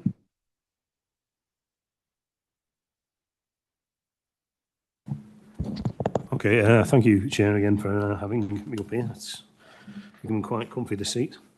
In terms of this report, nothing huge to add. I just want to address a point that was made by the public speakers earlier on around potential loss of green space. I've been in parks management for 35 years, starting from from working on the tools myself. I've no interest in losing good park. The park we've currently got in its current configuration isn't particularly well utilised. It's what we would term a vulnerable site to some extent because it hasn't got a great deal of street elevation. We'd see this as an improvement, generally speaking, which would bring more people in and make the park more apparent to people. Obviously, it would help to serve the housing issue we've got. And though we might be losing around 25% of the green space, we would be looking to invest to actually make it a far should we say, far improved reserve. That might be a play area or something like that. But again, we will speak to the with Daniel's team and Lucy's team will be speaking to the community to get the best fit for that park as well. So yes, it will lose a little bit, but we would hope to up the ante in terms of what it delivers. Thank you, Arthur. I'll open for questions. Mayor Barry. Thanks, Arthur. The community engagement side with local residents. So would you just want to talk through what steps you would envision post this paper to get their feedback of advancing this? So if I remember correctly, the point was made about engaging in a legal process before consultation. The Reserves Act requires us to consult with people as part of that legal process. So we have no choice in it. We have to go out for at least 30 days to the public to get a view on whether they agree in general terms on what's proposed. But after that, we would then be obviously looking at refining. If it was agreed by the public that it was a valuable thing to do, then we would look to refine that even more by what we might put back in as part of that consultation. Follow up, Mayor Barry. Does that legal process give you enough flexibility to look at sort of all the options, I suppose, in that space, or to take on their feedback? So it's the process really asks for submissions from people on whether they're for or against. So that's the nub of the issue. Clearly, if there's a lot of people against, then it may not go ahead. But that would go through a process, hearing process, and everything else, which is a requirement by law anyhow. But as part and parcel of that, I mean, it's over to us as a team, I suppose, to present the positives of that. So that people have context as they make the decisions. Mayor Barry. Sorry, Councillor Parkin. I suppose this comes from a wisdom of experience of navigating these types of situations in the past. And one example was given in Wainuiomata. Do we think it is worthwhile, if Council was minded, to recommend that there is some form of, and it doesn't have to be long, but some sort of informal engagement we could do in that local neighbourhood prior to the legal process? I suppose the reason I ask that is that I'm concerned that if you don't have a level of engagement broadly before sort of putting a yes or no process, you may end up just getting quite a strong, no, which is what's happened in the past. What I might do, I mean, so I'm interested in the parks side of it definitively, but again, it's within the urban interest of urban planning and obviously Daniel's team that there is good engagement and narrative around this. I think there probably is, but it's not my timelines in terms of the reserve that that's the biggest concern, I suppose. The implications of a consultation process prior would probably have more of an impact on Daniel's team or on Lucy's team. So what I might do is, if we were to have that sort of informal approach, I'll defer to Lucy and or Daniel just to get a view on the impacts that might have for their piece of work. Lucy? Yes, thank you, Hutt. The plan is to do community engagement, and I think we're here to seek your permission to start that. And part of it is the very formal Reserves Act process, seeking objections, but we would want to do far more than that, and we would want to reach out to the community and start with the more informal, but as part of a single process. So we might not just do the 1 month as required by law, we might do longer, and we would welcome all sorts of views rather than just a yes/no question. So I think we can do both, engaging with the community in an informal fashion and also making sure we satisfy the criteria for the Reserves Act.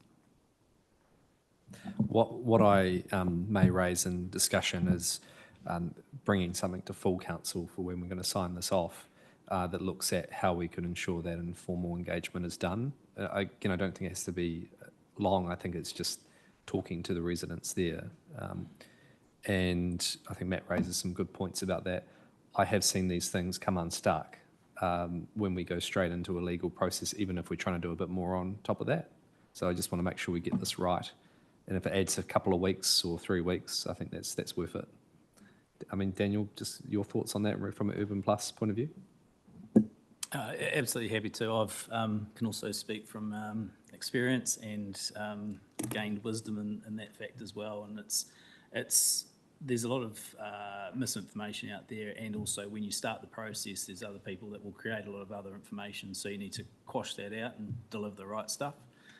So we'll work through with the team here as to how we go about that, when we go about that, and what messaging we'll put out there too. It's also about educating what we want to deliver there, and it's not just from a UPL perspective. Yeah, it's getting people into homes. It's what type of homes, but it's also what we're doing for the community as well, and putting that, as we're suggesting, putting that reserve in my view, in a better spot, so it can be used for a wider range of for wider usage, as well as embracing a community of housing and just renewing that stock there too. If I can just add a little bit to that as well. I mean, the other thing that needs to be quite clear here is that we can't start this process without a council resolution. That's what the Act says. So whether there's some option, and again, this is why I deferred to Daniel, because the initial consultation for 3 weeks or 4 weeks or whatever it might be, might then put the whole process back another month to the June sort of meeting of council. So it's the impacts I think it would have on Daniel's and Lucy's programme on that basis. I mean, the other option I suppose could be that we seek an endorsement from council subject to that consultation taking part. But we definitely need a agreement from council to go down this track. We have to have a resolution.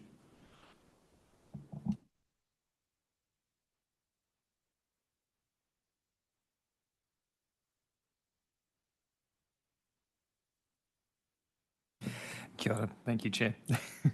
Seems your mic's not working. My question is similar to Mayor Barry's, and I'm going to put it a little bit more bluntly.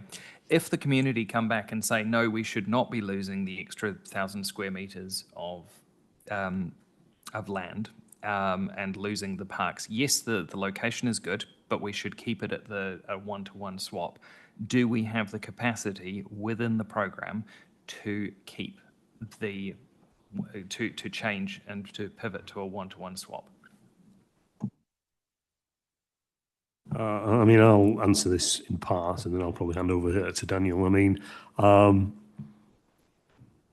if this generally doesn't float with the community, then Daniel's team have got a backup plan anyhow, but it will reduce the number of houses that were there. We're limited really by the space we have in that area, so there's not. I don't think there's another local area, because it's quite tight for reserve space down there anyhow, where we could get another 1,250 square metres. So as I say, again, from my perspective, there is an option to keep the reserve as is, but that would obviously reduce the number of housing. And perhaps I'll just pass it over to Daniel just to see Daniel's view. Agree with everything Arthur's just said. A while back, council came to us with a bit of a challenge, and it was a positive one about bringing opportunity to make a wider community benefit, not just what UPL does, but on a wider scale. So this is it. This is what we're bringing. We have worked through a number of feasibilities and options. We work on really low margins set by yourselves, and we answer that through the statement of intent. We won't be making any super profit on anything. It's all about the housing outcomes and the community benefits that this opportunity provides. So yes, we do have a backup plan. I see that as we can still do that, but you're still going to have a reserve that arguably is suboptimal.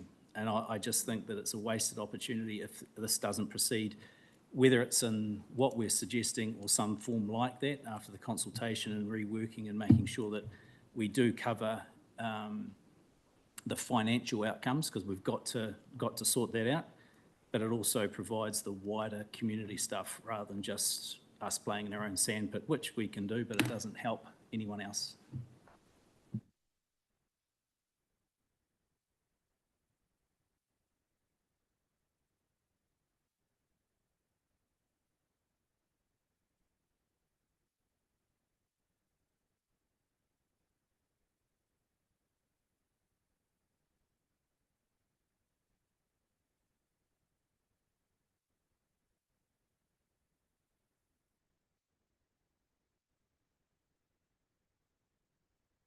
Importance of having that.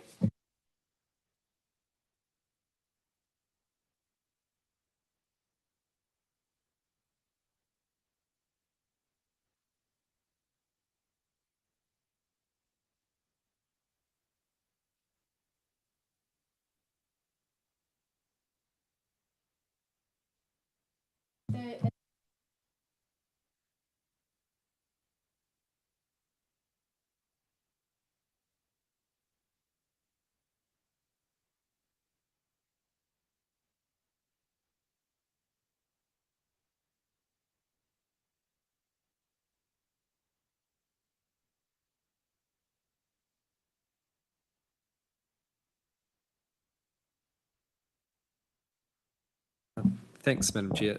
Just to say, I fully support the intent which has been outlined in this report.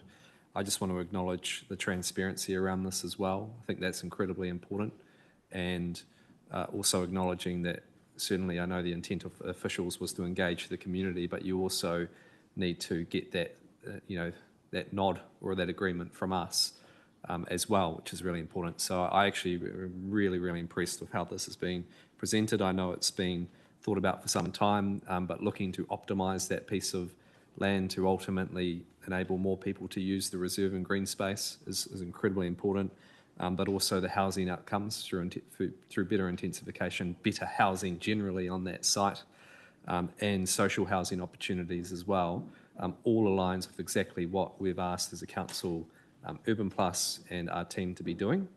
So I just want to really acknowledge that, and I think it lays us in good stead to have those conversations with the community as well. So looking forward to seeing that come back to the council sign off just in how that looks. Thank you. Councillor Shaw. I'd just like to totoka Campbell Barry's, Mayor Barry's thoughts on that. I'm quite familiar with this piece of land, and the reserve is very underutilised.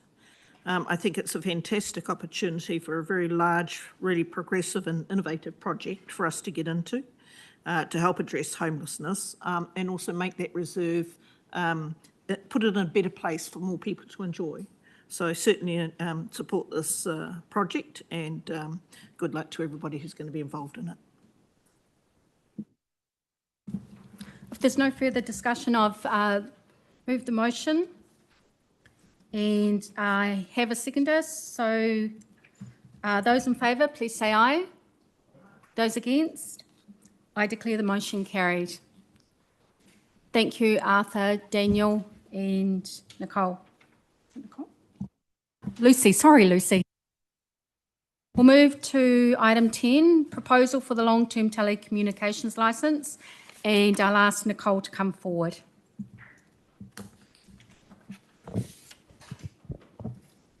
We'll take the report as read.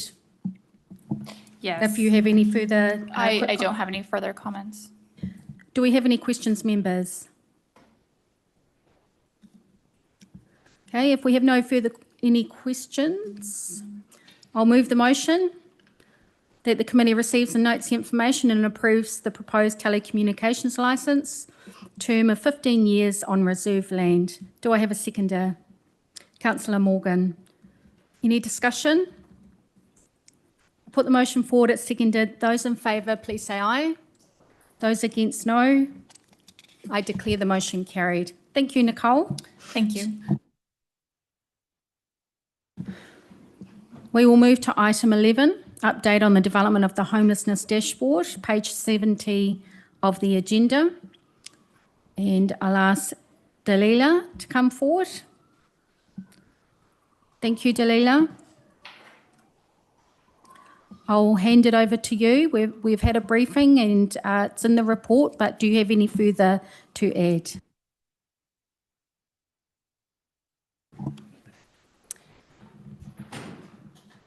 Thank you, Councillor Brown. Yes, we are on track to have the dashboard up and running by the 29th of May, and we are currently integrating the very useful feedback provided by Councillor at the briefing last week. So we are looking forward to launching the dashboard and having it up and running by the 29th. Thank you.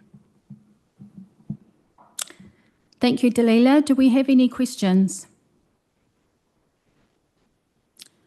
If we have no questions, I'll ask for the recommendations to be put up. I'll move the motion that the committee notes 1 and 2 and agrees to, number 3, agrees to the proposed content of the dashboard, and 4, agrees to the proposed steps for launching the dashboard in May 2025. Do I have a seconder? Councillor Briggs. Is there any discussion? Councillor Shaw. I just want to congratulate staff on this paper and you yourself too as well, Councillor Brown, for leading the way really amongst councils in the Greater Wellington region in this space. Homelessness is often spoken about without any real clarity provided, and having that dashboard will enable us to have more appropriate planning, financing support, you know, to those people who are genuinely in need. So well done, and I look forward to seeing the dashboard come to light soon. Thank you, Councillor Shaw. Any other discussion? So just before, I'll just add, Dalila, that thank you all for your work that you've done. This is a really important piece about understanding homelessness in Te Awa Kairangi.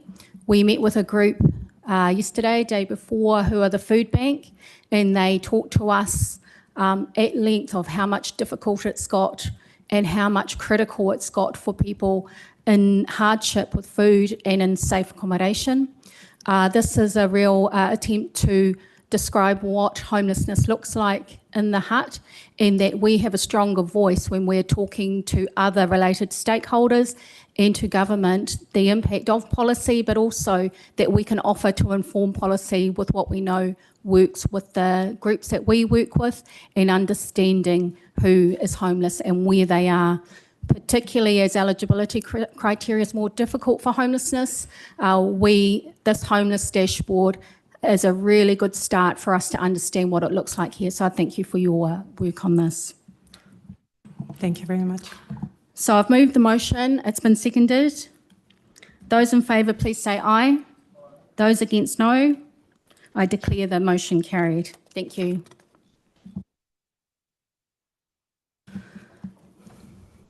We'll move now to item 12, community of interest on rangatahi, which is on page 75 of the agenda.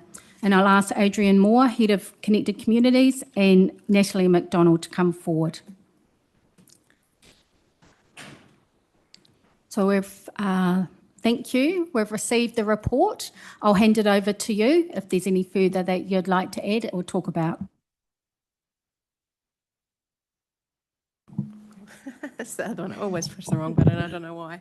Madam Chair, tēnā koe, e rau rangatira tēnei timi hatu kia koutou katoa i tēnei wā. This report provides our 6-monthly update on our rangatahi work under the Rangatahi Action Plan. I have Nat McDonald with me, who some of you who may know, our rangatahi facilitator, along with Lauren Coe, who's our Programs and Innovation Manager, and also the person who Nat reports to.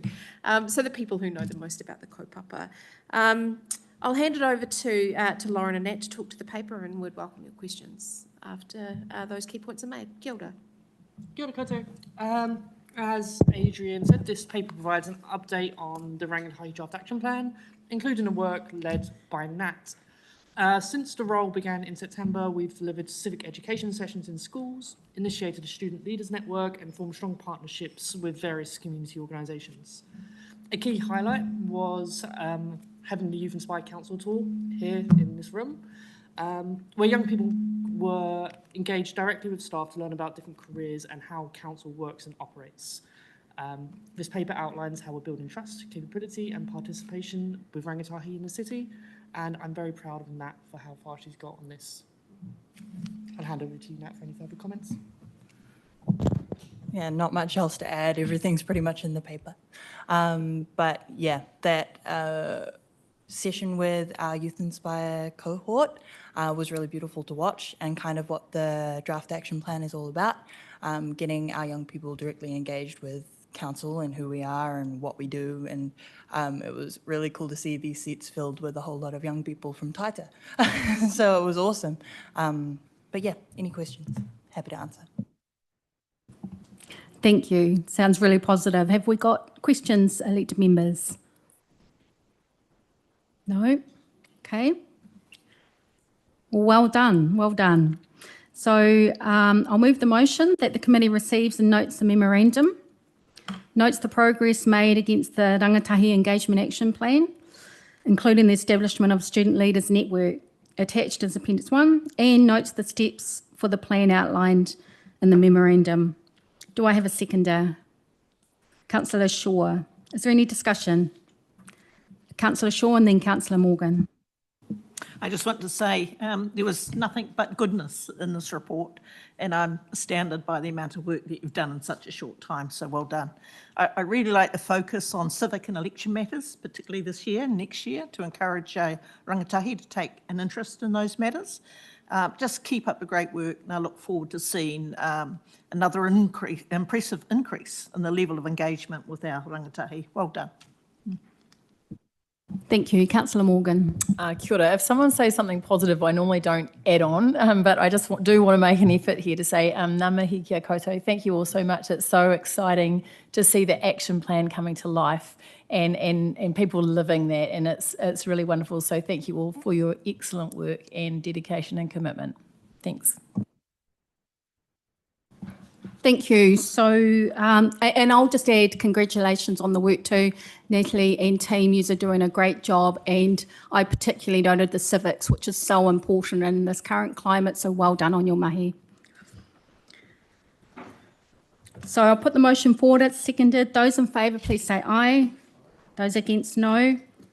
I declare the motion carried. Thank you. So we will move to item 13, the emergency management update, and I'll ask Nick Ridley, Emergency Management Advisor to come forward. Thank you.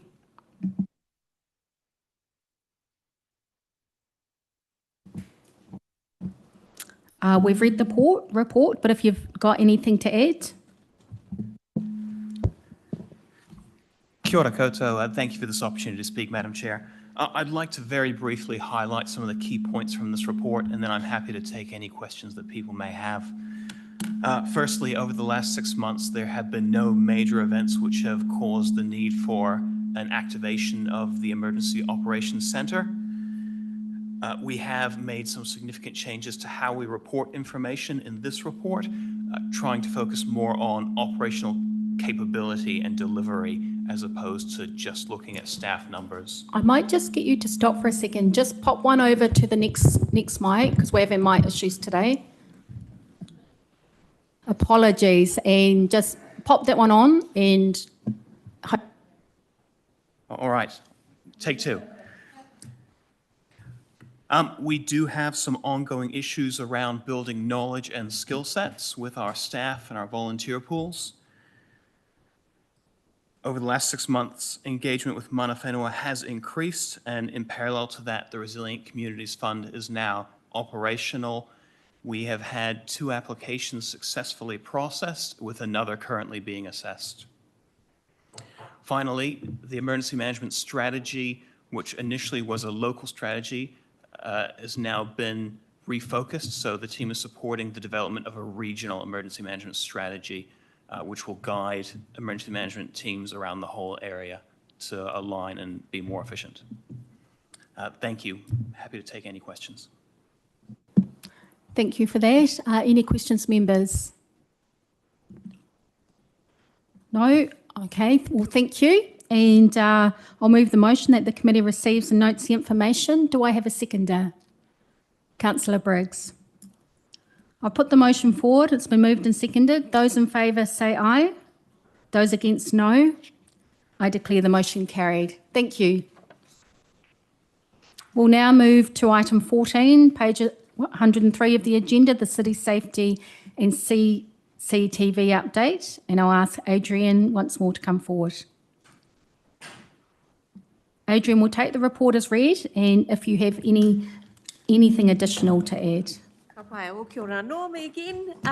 So just a couple of key points, if I may, Madam Chair, in terms of the report. So just point number 1, CCTV capability and the impact that it's having for our community continues to impress. We continue to receive positive feedback from our police colleagues in terms of its importance, its growing importance as a tool, an effective tool for policing here in Lower Hutt. Second thing that I'll just note for the committee is that CBD continues to be the highest area of crime in the city, but we are seeing some concerningly growing trends of crime in and around the Nainai area as well. In terms of the paper itself, talks a little bit about our forward areas of focus anchored to the LTP with specific actions planned around crime prevention and response, community safety, and also resilience, including for business and retail. Some really good progress across our work program, as outlined in the report, particularly around our program for supporting businesses in terms of lifting their safety capability and awareness through Kia Haumaru, and also our neighbourhood support program in terms of growing the number of households coming into neighbourhood support program. One other point that I'll make, I'm providing this report to you today because we currently don't have a city safety manager, but we are making really strong progress in terms of that recruitment process and hoping to be able to be in a position to make an announcement around that appointment in the next few weeks. So that's it from me. Really happy to take your questions. Thank you, Adrian. Do we have any questions? Councillor Parkin and then Councillor Shaw. Kia ora, thank you for the report. Some fascinating information in there, particularly like the fact that we've got some stats in there. But could I have a chat to you about presentation offline? Cheers. Councillor Shaw. Thanks for the report, Adrian. There's some really positives amongst all of that too as well, but unfortunately I've got a bit of a negative, and it's something that I've witnessed myself, some really poor behaviour from residents of a social housing provider in the middle of Hillary Court in Nainai.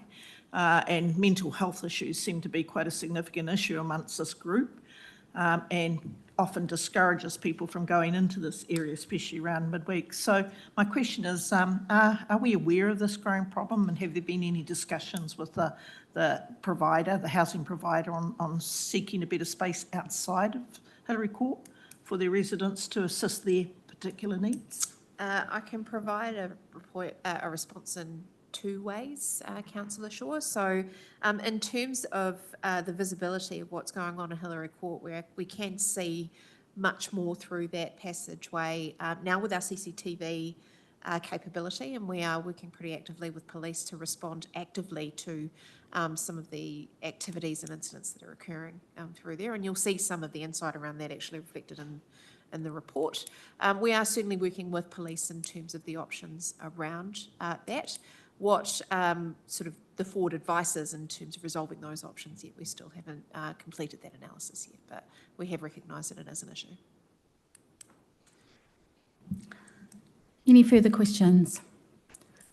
If there's no further questions, I'll get the recommendations up. And you'll see them in your report, 1 to 4. We've just added an addition, since you noted that the position is free at the moment, to thank Matt McKenzie for his work that he's done in the role. Just 1 second.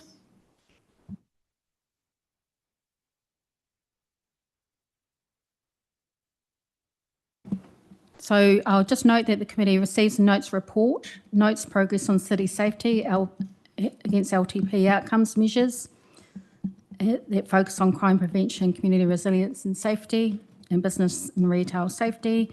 3, notes police have recently recognised council's increased investment in CCTV and its support to community patrols, and acknowledge their importance in policing and crime reduction in Lower Hutt, and notes that crime overall in Lower Hutt is reducing, but serious crime is on the increase, with most crimes committed in the CBD. And we will add that additional that we thank Matt McKenzie. So do I have a seconder? Councillor Shaw.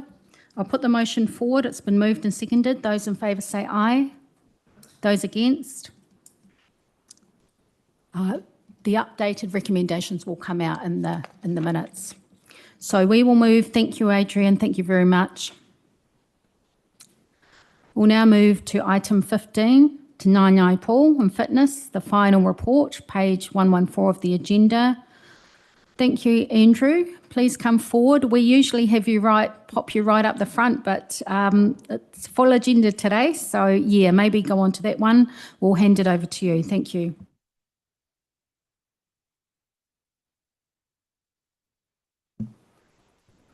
Tēnā koe, Madam Chair and elected members. This is, I guess, my last report to this committee. It's been a great journey for me personally, 4 years down the track, and the outcome we achieved together is just evident when you walk into the pool and you see so many kids in the leisure pool. You see so many early morning swimmers at 5:30 in the morning up and down the main pool. So look, I've tried to summarise the performance of the project, but for me, it comes down to the key lessons that we've learned. And I know that was a common subject when I was last here. What were the key lessons that you've learned? So I've tried to summarise them, not necessarily personal, but they are for the project. So taking the positives and the negatives in turn, the project benefited from good governance in the form of clear direction and timely decision making. You can't stress enough, timely decision making really benefits a project's momentum. Stakeholder management, media management and comms flow, communications flow highly effective, lead into a positive atmosphere for the project. That's correct. Collaboration with the community went beyond expectations, leading to the establishment of a community advisory group, and the project benefited from its ongoing involvement. The change in procurement strategy to design and build reduced delivery risk for the council. That's a key one too. In terms of negatives, neutrals, there was slippage in the final stages of construction, and it led to a commissioning of a compression of the commissioning period. We got there on the date that we said, but it was quite tense. So hats off to everyone and anyone that helped in that final stage. And defects resolution was slow in the beginning. However, most items have now been closed out and we have a fully functioning operational pool that people love to go to. So I'll take the rest of the report as read and take any questions you may have. Thank you very much, Andrew. And I'll open it to questions for Andrew.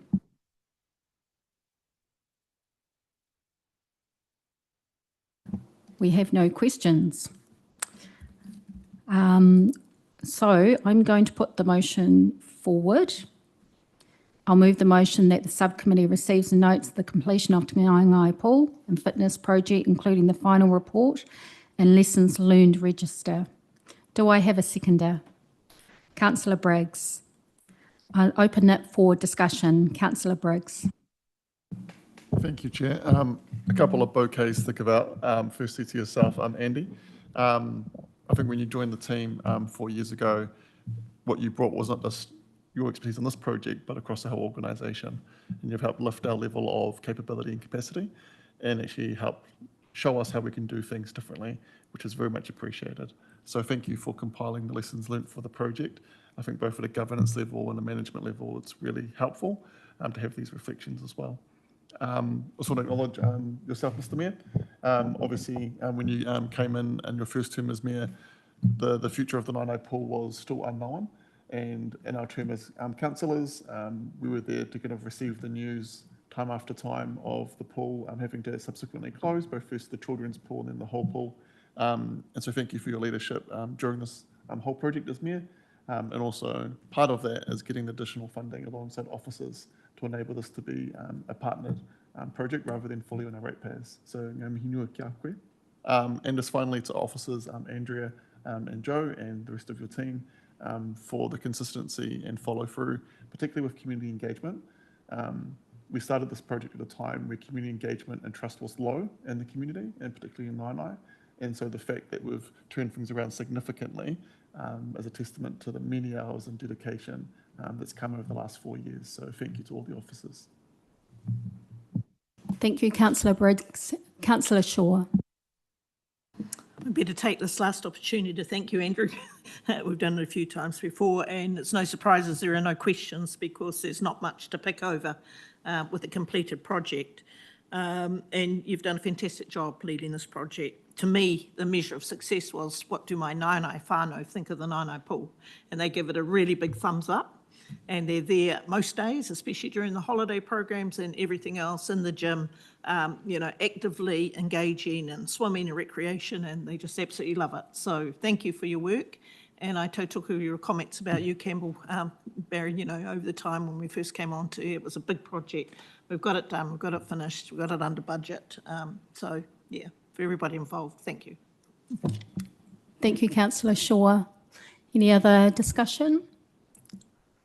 So I'll just take this opportunity. Andrew, you've come to every meeting and you've been in several committees reporting back on several different items and have sat through many, many meetings. But your Councillor Briggs covered it well in that you've modelled what good project management looks like on a very large scale and really appreciate the lessons learned and that we take them and use them. I would add into the recommendations to acknowledge you, but we know you're not going far because you're actually staying with council. So we're very lucky there. We're very lucky there. And on the option of use, my teenage son is a very regular user. They go there regularly and it is so well used. And the many times he's been there, there's never ever been any trouble. And the families of all areas, all demographics are there enjoying themselves. And there's a lot of whānau there who can't afford it. So it's really just been a big one. And yeah, I have to acknowledge the Mayor too. So thank you both. Yeah, kia ora. So with that, I'll move the motion. The motion's been moved, sorry, it's been seconded. Those in favour say aye. Those against, I declare the motion carried. Thank you, Andy, and we'll see you in your other role. Tēnā koe. So we'll move to item 16. It's the director's report. So Andrea, I'll ask you to speak to the item. Thank you, Madam Chair. Just a couple of quick highlights, the opening of the Muera Hub and also the popularity of the summer program, which went off really well, particularly the activations in Dow Square here. And that work is continuing, of course, with the activation at the Daly Street site as well.